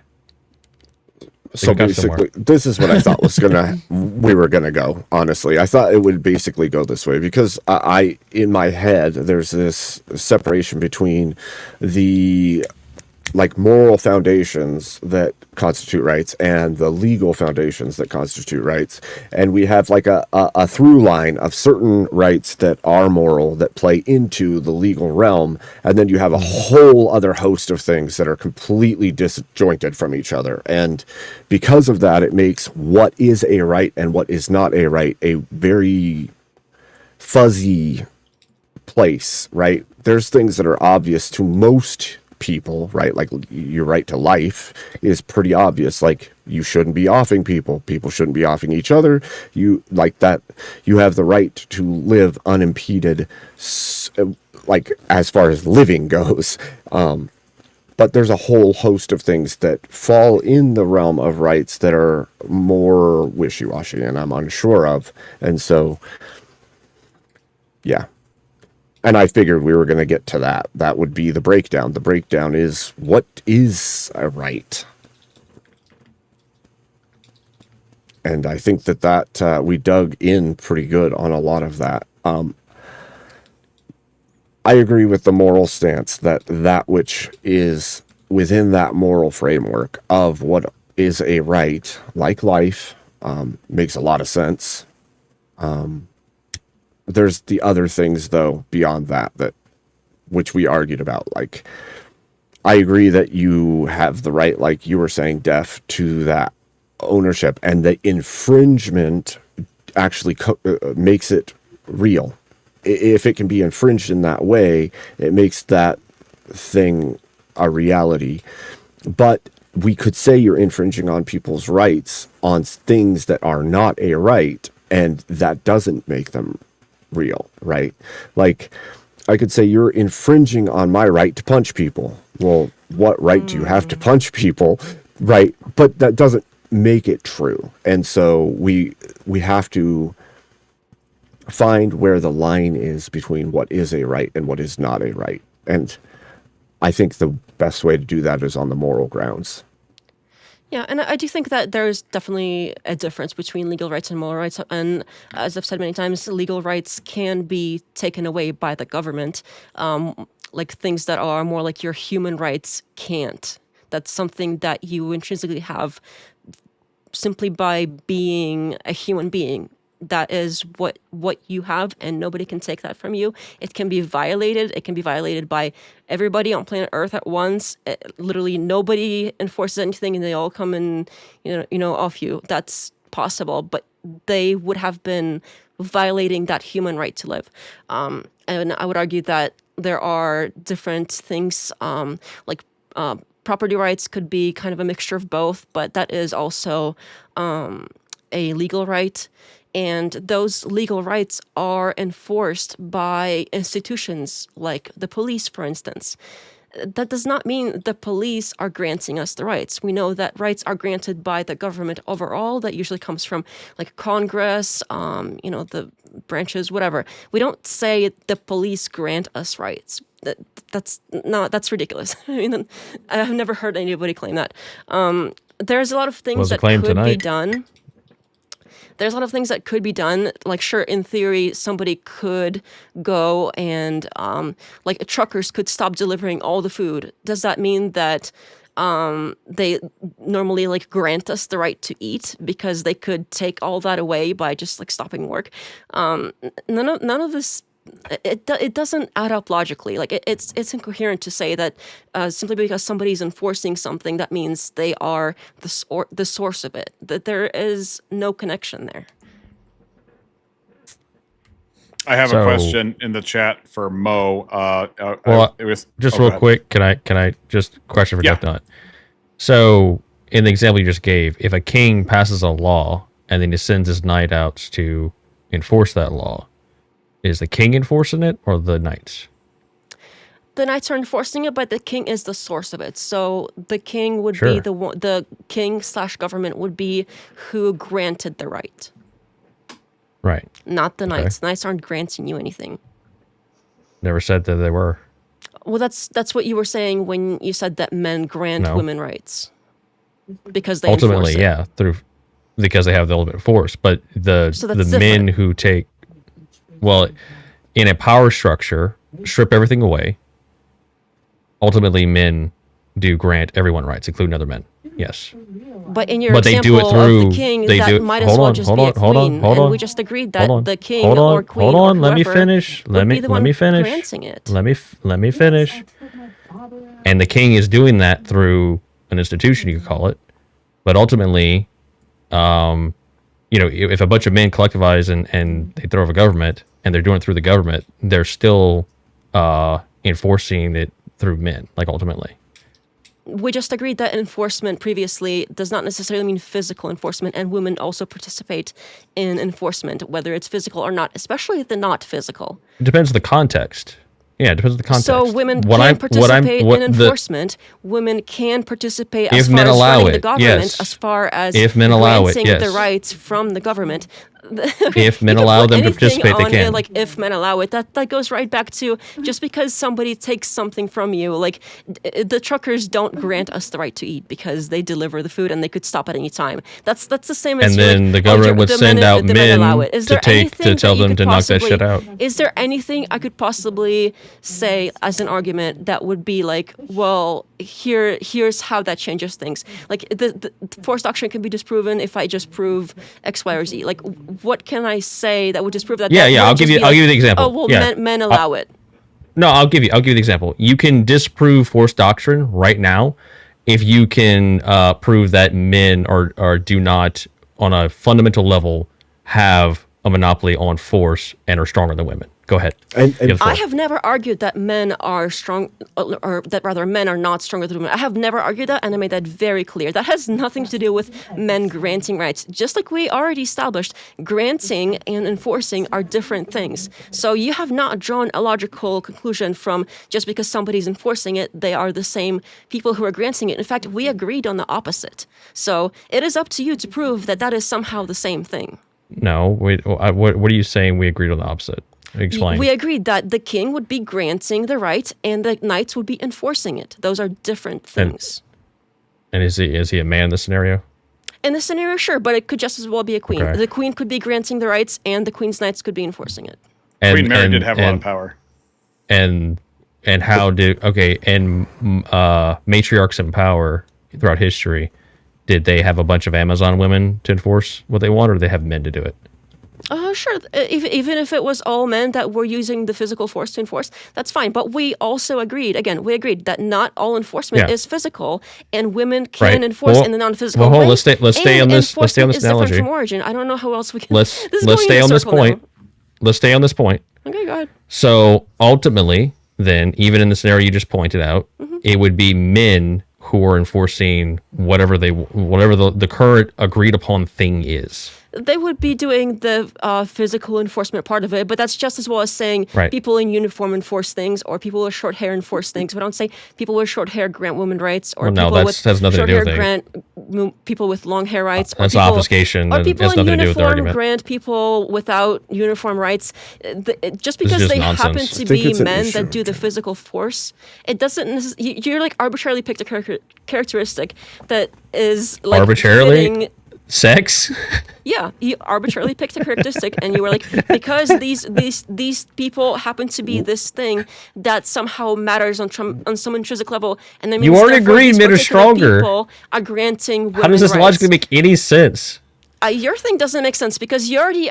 No, you're just saying that without all any the actual. things No, I'm not. I haven't. You can say that all you want, but you haven't actually given an Let me actual know when argument we logically close, to and I can prove point the out. opposite. I'll point out all your concessions to you. That's fine. Okay, go. Yeah, sure. I mean, we could do closings if you guys want. We've been going for Who wants cake? 3 hours, so you could do closings if you want. I'm good. I'm having fun. This is great. I don't care. I can go all night. Go I on. was thinking about- What happened to the whiskey's affecting me now? I don't need whiskey to defeat her arguments. You, on the other hand, you're a fun interlocutor. What? You're a fun interlocutor. Oh, okay. I didn't hear the I word. saw- I did the same thing. I was like, "What? He's a funny." What do you thought I said? I have thought no you said- idea. No. I was like, No, actually, no. I take it back. Yeah, you're a Funyun. I thought you said he's a Funyun. Funyun locker, and I'm like, a Funyun Funyun locker. locker. I don't know oh, what in that all my is. Mo. years, I've never heard anybody tell me that. You're a Funyun locker. Actually, I already used that. You're a Funyun locker. I really enjoyed this. Is that the sequel to Hurt Locker? Anyway, so yeah, I don't mind doing closings. So I can just sing as I did the one. I can just start it off. I think we pretty much. Oh, you want to do it the other way We around? could go backwards. We could go backwards. Because Have usually Mo it's go first. Opposite, right? Yeah, I don't sure. Well, I had a blast. This was awesome. This was a lot of fun. Rix. Well, also let me say, I don't take any of this personally. I don't mean anything, personally offense. I appreciate everyone being here. Abe, thank you for putting this on. This was a whole lot of fun. I had a great time. So once again, I don't take this personal. This is just the arguments. I'm attacking the arguments. After this, we can all be, buddies or friends or whatever. Rex, great exchange. Not gonna beat you up. You had. I'm looking forward to you figuring things out a little more concretely, so we can maybe. I was hoping to have a little more of a discussion with you, but once you get to that point, we can maybe have that discussion. But basically, yeah, every example we talked about, laws, courts, social norms, even the most basic protections. I think I've demonstrated tonight that speaking in the legal, visceral, real world examples, that all of them function when there's some mechanism of enforcement behind them. If not, it just remains this this concept or a moral claim or whatever you want to have it. You can call, enforcement whatever you want, governments, institutions, social pressure. Not all force is violent, but all of it reduces to the same thing, force. That's actually what governs behavior, not abstract ideas of rights, right? Is a right in the room with you right now? Did one fly over my head? Copper, you were right? I don't know, right? Like it's this idea of like it's these abstract thing, and until it becomes real and enforceable, then that's when it becomes real. Like it other than that, it just remains in the mind essentially. So when you strip everything else away, philosophy, the theology, the language, you're left with a simple truth. Rights don't exist as a real thing in the world. What exists is really force. And that's all I have to say on it. And I think I've demonstrated that, at least on the physical plane. Now, I do recognize the moral claim, and I do give it validity. And I agree with a lot of what Rex said. But that's it. Thank you for having me. Right. Thank you, Mo. Thank you. I suppose I was in the middle. All right, so I do think we had a lot of concessions here, and sure, they can be waved away as don't matter in the moment, but when you do add it all up, in the beginning I mentioned how there are three main things that are argued for force doctrine to be true. The monopoly on force. I think I've shown that monopoly on force is not exclusively in control of men. Women do have control of force as well, especially if I was actually not expecting the concession of like force being past physical, because this is definitely something that Wilson does not let go like that. So that was actually a freebie for me, that force is beyond simply what is physically done to somebody, and that opens up a whole realm of possibilities for women to be involved in enforcement, and in fact they are involved in enforcement. So saying that because men enforce things, therefore they grant it, is already a disconnect, because as I demonstrated with the king/queen situation, the king/queen would be granting it and they would be sending somebody else to enforce it. That shows the difference between granting and enforcing. Just because somebody enforces something does not mean they grant it. Therefore, even if it was only men that exclusively enforce things, it still would not mean that they grant rights. And again, that was a total freebie. I appreciate that.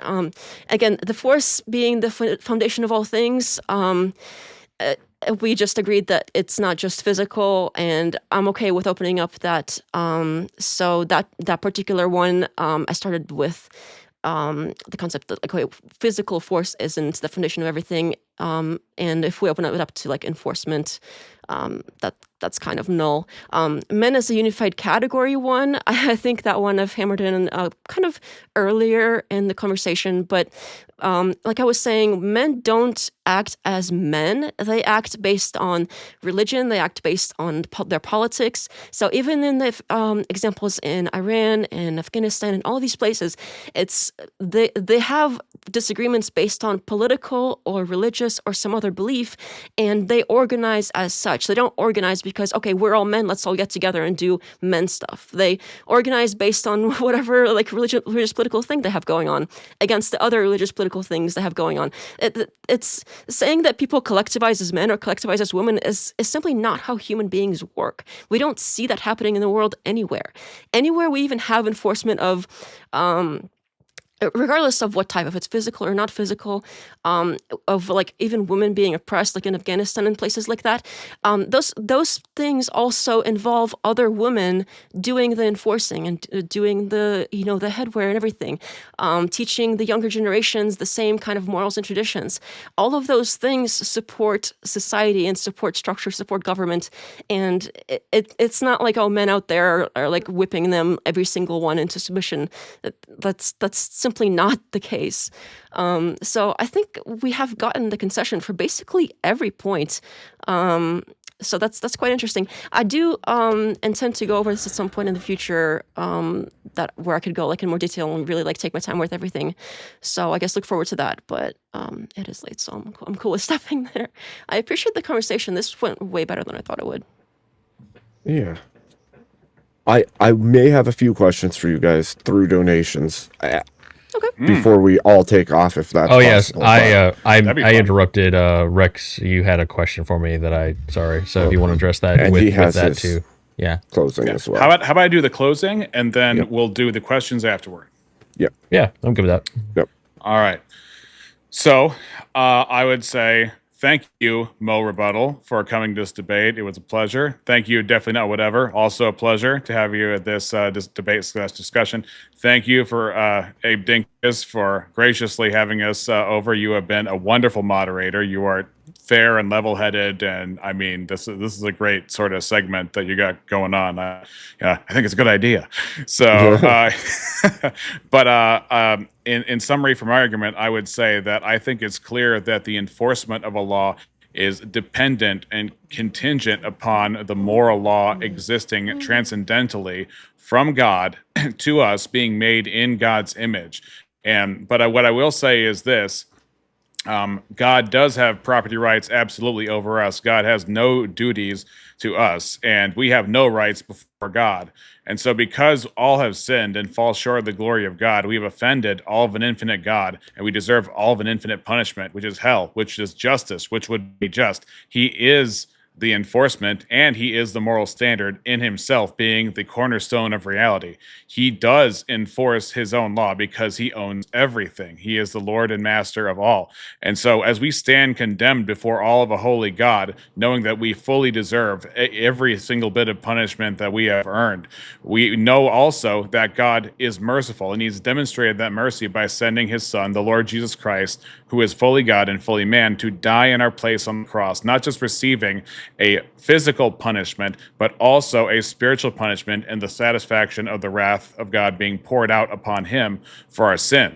And so as a result of that, we know that God calls you not only just to know that this exists and know that this is true, but also that we have a duty towards God as human beings to turn. And if he invites us to be forgiven from him, he has a right to deny us that. But of his free will, he has decided to give us a chance at mercy. And so he has told us, come and believe only on the sacrifice of God. You can earn nothing before God. But God does offer mercy for that. And my point in saying that is this, that if you turn to God and you recognize the sins are all against God, he will change your heart. He will give you a new life. He will give you a new desires. And then you can see more rightly the fact that we have wronged God. We have wronged our fellow man. We have thought ill of God. We have thought ill of each other, spoken ill of each other. And that should impact us in our conscience, which is the law of God written on our hearts. We shouldn't stifle our conscience. We should recognize this, even when it comes, if not especially when it comes to government and how we recognize the rights of other people, and how when we vote, when we run for office, we need to keep in mind who the God of government is. We need to keep in mind who the God of rights is, who the God of people is. And that's how we live our life. And whatever we do, whether we eat or drink, which we are free to eat and drink as we will, whether we marry or do not marry, we do it all for the glory of God. For he is worthy, and it is his right to tell us what to do, and it is our duty to respond to those things. Very good. Thank you, Reexamination. Okay. So the question from my chat, Mo, was, do you have... Let me see if I can get it. Do you have the... gosh, where is that? Do you have the right to your beliefs regardless of force? Meaning, like, if somebody tried to force you or to believe in something else, whether or not they were successful or not, would that be a violation of your rights to either try and brainwash you or force you to believe in something else? Does that violate you in any way? So the question is, if someone brainwashed me, or do I have the right to my own mind? Is that a good summary? Yeah, the way they phrase it was, does Mo have a right to his beliefs regardless of force? That was the phrase. So, okay, so two parts to answer this. One, intrinsically, made in the image of God. God bestowed free will upon me. I have the right to my own thoughts, and you'd say that, right? Like under like a God-given right. But if the government came in and mind wiped me, my rights wouldn't exist to stop that in a legal situation. So it's separating the two, and we actually went over this where between me and you, we're basically talking essentially on two different planes of rights. You're saying that your moral God-given rights versus when I'm talking about rights, I'm referring to the legal system, force, enforcement, and which is essentially that's what it distills down to, is just force. So you could say that I could claim that I have the right based under God's moral judgment, but that's not going to stop the government from coming in and mind wiping me if they want to.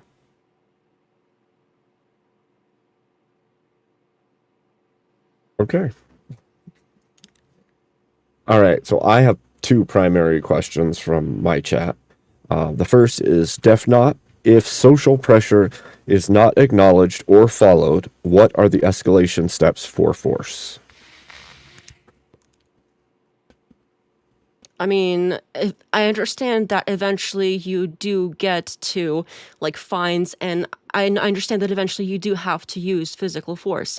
However, if you look at how people function, people generally want to avoid physical conflict, just like most animals, because in physical conflict, you're always risking yourself and your own life. So whenever people want to survive, which most do, they try to get into as little conflict as possible, which is why nonviolent resolution is like 99% of the time the case. So when people do any sort of enforcement, 99% of the time it is not a violent physical thing. The less than 1% when it does get violent or physical. I'm not saying force isn't completely unnecessary or isn't useful, but the whole like everything reduces to force. Like sure, if you take away everything real, at some point everything reduces to anything. If I take away anything meaningful from any particular concept, I can reduce it to whatever I want, but that would require me taking away all the meaningful things. So I hope that helps. Okay. And Mo, if the Bible says thou shalt not steal, does that indicate you have a right to own things? If the Bible says thou shalt not steal, do you have the right to own things? I would say that is a moral claim under God's moral structure of rights. So once again, that would be a separate thing than a government and enforcement mechanism. So once again, if I claim I have a moral right to something conceptually under God's authority, that's good, that's great, and I could be very much right in that regard. But if the government infringes upon that, then realistically, I don't have a right to property. So we do have rights, but they can get violated. Okay, thank you. I never made a claim that the rights conceptual rights couldn't be violated. My claim is that ultimately it's going to come down to force. I've been making that claim all night. Their assertion, yeah, you have been. Yeah, well, I've demonstrated and proven it, but No, you don't you have haven't, you don't have a proper rebuttal, and I'm sure you'll make plenty of videos on this, but with straw man I'll arguments, get to them. but not my arguments. I mean, you can sure give you will. away all of your concessions as strawman arguments. That's fine, but that's kind of embarrassing for you. If you represent my argument in an unfair way, then yes, that's a straw man. I don't see how any of that was unfair when you conceded to everything, and you've done it all night. You've injected things that I haven't said and said things and made these straw man arguments all night. You can Let's make sing it a on, song. and you can let me know exactly. You what don't was actually said. have any look. Okay, if you want to get down to it, you actually don't even have a position to even defend. I don't So need a you're just sitting here position throwing to out point questions. How yours doesn't make sense. Yeah. Oh, I glorified think- fence sitter. Great. I think these two need a real debate, like a structured, timed debate in the future. She'll I never think you answer should any make a questions. video and point out how She'll never answer any I've been doing questions. strawmans, because if we do any sort of debate and I point out concessions and how they kind of You make straw this man whole thing Andrew fall all the apart, time.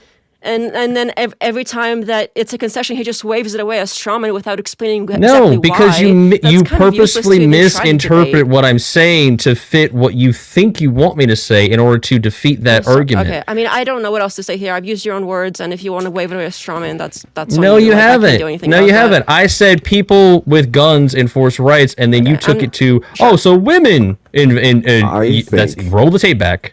I think this is a I never said women. breakdown, because I think there's a general versus specific, and there's a whole bunch of stuff happening here that's Yeah, she wants to hilarious when it like comes to filibuster and talk in communication. random nonsense. Well, Okay, sure. I think it's how you see the world is the difference. Have you actually answered any question I've given you directly all night? No. Sure, I have. I said plenty of questions. No, you can't. You denied the See? analogies. It's that totally one how you Analogies don't. Sure, we can. You can say that one, but she's lying. I mean, I understand you're taking this kind of hard. I don't so like I'm gonna I let love. By the way, go you off, gave that's me fine. shit about the Superman analogy, but then you had the back and forth with realism. You're like, well, yeah, anything's logically possible. I guess Superman isn't though. Okay, apparently, right? Superman is logically possible. I just told you how it wasn't relevant to reality. A lot of things are logically okay. possible, All right. but they're not practically speaking possible at all. Yeah, you're a contradiction machine. Holy That's shit! not a contradiction. Basically, anything is logically possible, including Superman, but it's not. So then, why applicable can't to you engage in the reality. analogy without like saying it doesn't apply? Because That doesn't apply. It's not reality. applicable to reality. Oh, okay. Anything And then I is give you logically the possible, king, and you didn't including like the that. green aliens that can come down and put things in your butt. Does that mean they grant you butt rights? Give me I an understand analogy you're taking around this that, hard, and I'll so I'm gonna contend let with you it. go. I'm not going to Butt fight with you rights. over this. Give me an is analogy what? around that, and I'll talk about green Listen, aliens and butts all you want. Listen, we all have butt rights, okay? Calm down. Yeah, Yeah, it's a subcategory of. I don't want anybody messing with my butt. self-defense. Thank you. I agree. Butt rights. I Butt reserve rights. the right to not be butt proved. Yes, So we learned that, listen, tonight we learned we have butt rights, and that's Funyun right. lockers We can are all a agree thing, on that. okay? Funyun lockers. Yes, I'm going to use that. That's mine now. TMO. It was an accident. Thank you guys so much for coming out and doing this. I know they get Absolutely. contentious, fine. but it was fun. Thank you very much. Absolutely. That was fun. Thanks, guys. Enjoyed it. Yes. Do God you guys want bless. to tell them where they can find you, all of that before you take off for the Yeah, evening? sure. Yeah, Mo Rebuttal. It's the same handle and everything. Discord, YouTube, X. And once again, thanks for putting this on. Thanks for everybody showing up. Yeah, and God bless. And Christ is God. I'll see you guys next time. Amen. So I'm at Reexamination Show on YouTube. I believe it's Examination Show on X, and probably Reexamination Show on Rumble as well. I believe I finally actually get my own username at Discord. If I'm not, I got a few of them out there.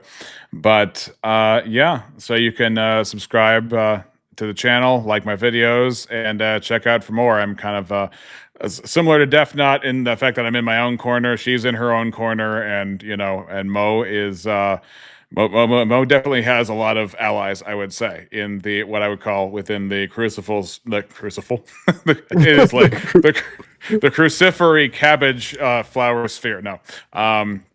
The crucible sphere. But yeah, if you definitely want alternative takes from a Christian perspective, more of a Protestant perspective, I'll be your guy.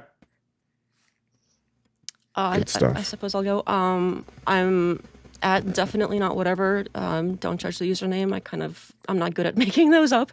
So that's on YouTube mostly. I do have like an X thing, but I mostly just post YouTube stuff on it and retweet whatever. Is tweet still a word? Anyway, yeah, that's pretty much that.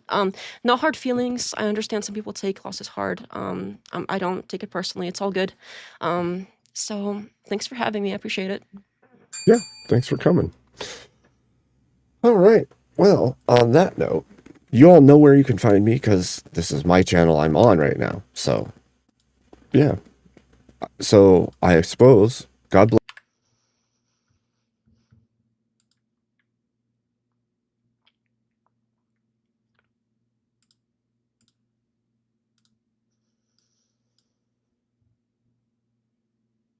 All right.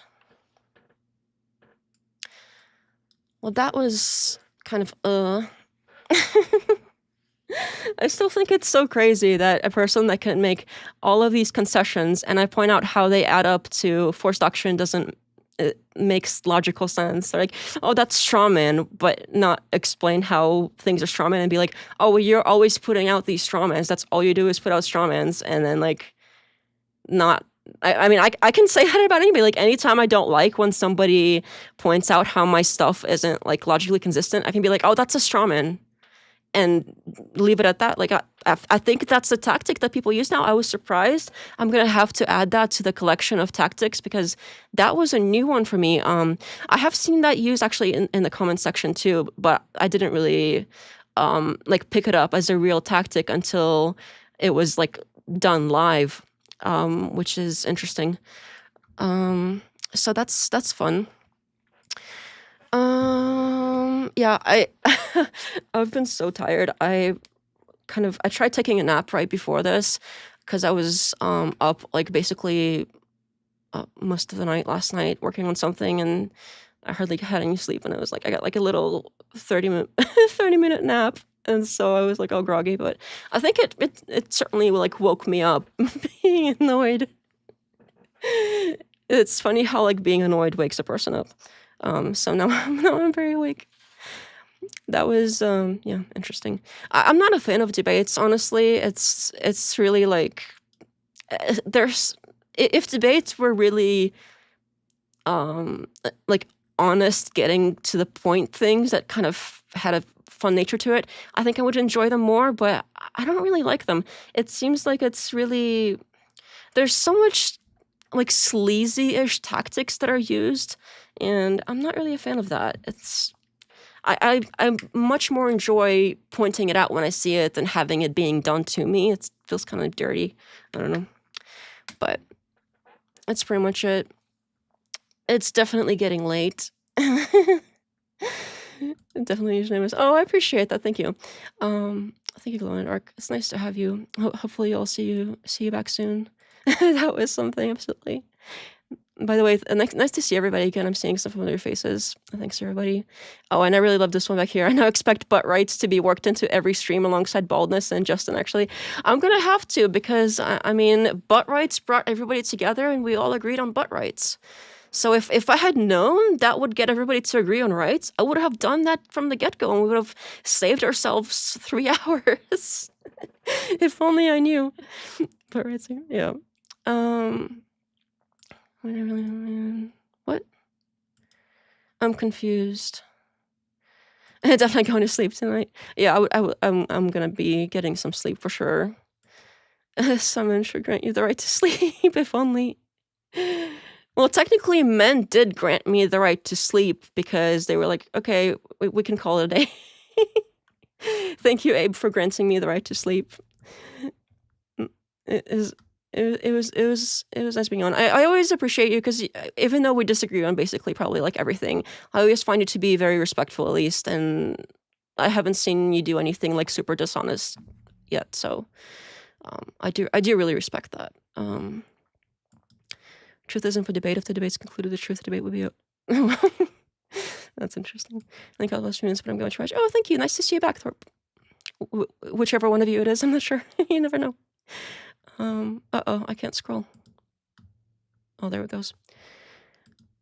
Yes, Abe, the sort of living God. Yeah, but also mine as well. Butt rights. Thanks again, Museum Mission. Thanks for setting it up. I probably wouldn't have done it if you hadn't asked because I'm like, debates about force doctrine is kind of like, I don't know. People are, I don't know. I feel like I've done so much on it already that it seemed kind of pointless, but it was actually pretty fun to point out to somebody in real time how things don't fall apart, even though it was a lot of me kind of like repeating what I've already said in the video. But it's still kind of like, I don't know, it's a little bit more fun than I expected. A little bit like, I don't know. I don't know what else I'm gonna say about it. I'm kind of rambling on right now. His blessing be your dwelling. Okay, thank you. But Red's video coming soon. You only sleep when bed shippers Hello, YouTube. Yeah, I mean, if all of those truck drivers that deliver mattresses, if they stopped delivering mattresses, I wouldn't have a right to sleep either. Bed shipper sounds a little dirty, honestly, because like when people do this like this weird like fan fiction stuff, they like ship people together, and they're like, "Oh, sorry, I hit you," and they're like, "Oh, now kiss." So this sounds a little dirty. I thought this was good because it showed the 3 main camps on this issue. Yeah, I thought it was interesting. Butt Doctrine. I should really. That's a good name. You know what? I might have to steal that. I might have to steal that name. Not the Butt Doctrine. Oh, sincere. I can't be. Oh, I have to close this in order to. I can't like click on. I'll have to emoji afterwards. It's not like letting me click when I'm doing this view, but if this is kind of why I didn't really want to mod anybody, because then it'd be like everybody's a mod, because then I feel bad that like some people are and some people aren't, and I guess at some point it's going to be like a first come first serve thing that eventually has to happen. But I was really trying to hold off on it because I don't want people feeling like they're like not as good or like not as like that I don't like value them as much or something. So I suppose at some point it has to be like somebody was just around longer for that to be a thing. So, but we'll eventually add more, and once I can actually click on them, we'll add it. Definitely. He's not here tonight, but Phantom as well, and re-examination for sure. At least, but then it's gonna be basically like all blue chat, which I guess is fine. It's not a big deal. It's like, I don't know. I don't know. I've said what I've had to say about it. But yeah, if only I knew butt rights would get everybody to agree. I really wish I had known that sooner. Oops, I broke something. All right. Well, I think what I've been working on recently has been more like the Erica Kirk stuff. I've been doing some research on that, so that's probably going to be what I'm working on this weekend, and I'll try to have a video out about that soon, because I started out with like, nobody be touching Erica Kirk, she just lost her husband, she's a grieving widow, we can't judge her whatsoever, to like, okay, this is a little weird, to like, okay, something is definitely super creepy going on over here. So I skipped. There were a lot of people that were already out and researching stuff like as things were going on for the past however many months it's been since poor Charlie got assassinated. But so I'm a little behind, so I have to go back and like see, okay, well, here's what's stands out to me, here's what people already know, probably do like a summary video of everything that's been revealed that has evidence behind it, not like the woo-woo stuff, and then see like if what I found is relevant and if somebody's really covered it yet, because I know it's been mentioned, which I was a little sad about, because I was like, I found this thing and it's so interesting, and I was like, of course fucking Candace already mentioned it, but it was kind of in passing, so I think it's still worth going over. So that might be interesting to do. So yeah, I've been like full on obsessed, like researching this situation because it's so weird, and especially with what's going on with Iran right now, and how some people are like, oh, he was for it, he was against it. People are like using poor dead Charlie as like a rag doll to be like, oh, he was for this or he was for that, whatever it is that they're for, and it's super gross. And honestly, I kind of expect that from the internet as in general, but I don't expect that from his widow and his like friends. I think that's super gross. So anyway, good night. Have a good night, everybody. But right, like more to your own debate. Yeah, I probably won't be doing that soon. I still haven't even done the one from the Indian Jesus one. Mostly because I'm sure, like, I'm gonna just look at it and be like, okay, I should have said this here, and I can already think of things that I should have done differently. But it's definitely, it's certainly a different experience of like, okay, I have all of these thoughts prepared, and then somebody comes in and they start like talking about irrelevant stuff about Superman or whatever, and it's like, Okay. So it certainly like keeps you on your toes because you're like, okay, well, I have all of these arguments and they're good arguments, but if you're distracted and you're not like making them really well, I could see how that would be kind of disjointed. So I do think I made good points, and I do think that it was sort of disproven or whatever, but I think I could have done a better job. I can always do better. So yeah, I think that it was certainly good practice. Andrew called out Candace to debate on Erica Kirk TV. So interested to see what happens there. Oh, that would be so interesting to watch. If that happens, I'm gonna be reviewing that live. I would love to see that because Candace is no joke. It's not like she's not like those like OnlyFans whatever on the whatever podcast or like the random feminists or whatever that he gets that are of that same like the younger feminists, or he gets some random person he labels a hater and starts like harassing some child.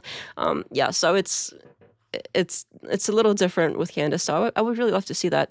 I think what I would really love to see, like I was saying before, is if Alex O'Connor. If Alex O'Connor debated him, I would love to see that. But I'll take Candace. It's not the same. It's not as good as like Alex O'Connor.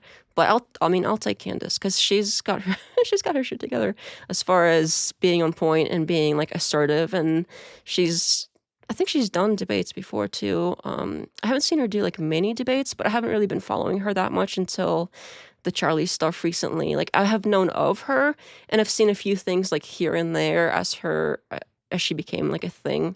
But yeah, I mean, obviously we have different worldviews, so I do think that she can definitely defend her views pretty well, even though I disagree with a lot of them quite strongly.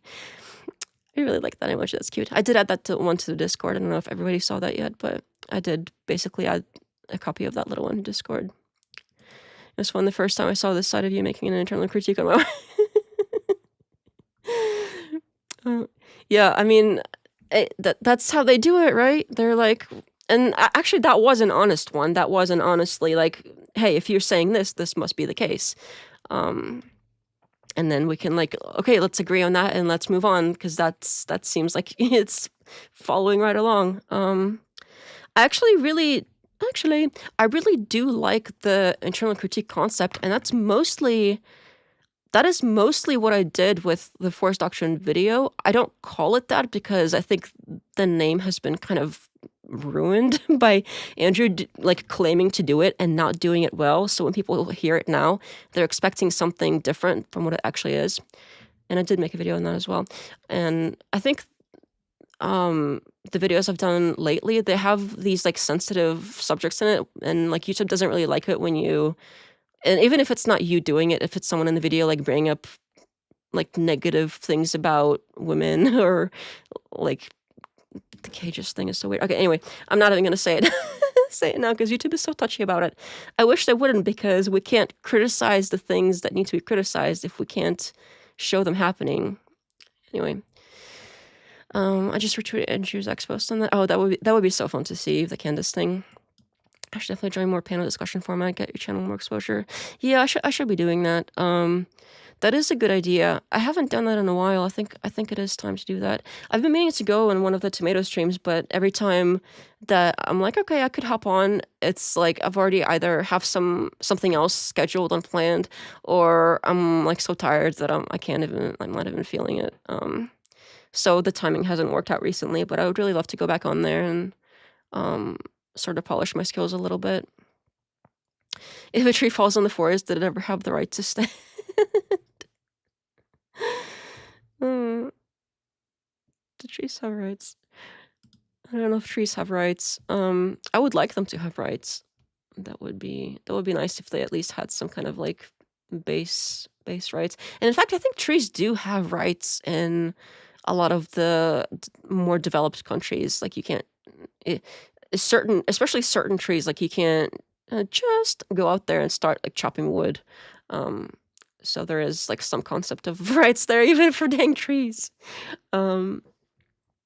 Anyway, I'm gonna probably get some sleep It's been fun, everybody. I do wish I got to. Oh, one thing I did real quick. One thing I didn't get to cover as much is the whole like, oh, it's a description thing. I kind of touched on it a little bit by pointing out that his description isn't describing anything in the real world.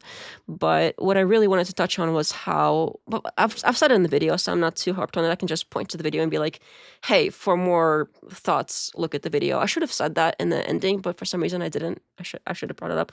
I kind of brought up a video existing in the conversation, but I really should have like said it at the end, like, hey, if for more like thorough explanations, see video I just did.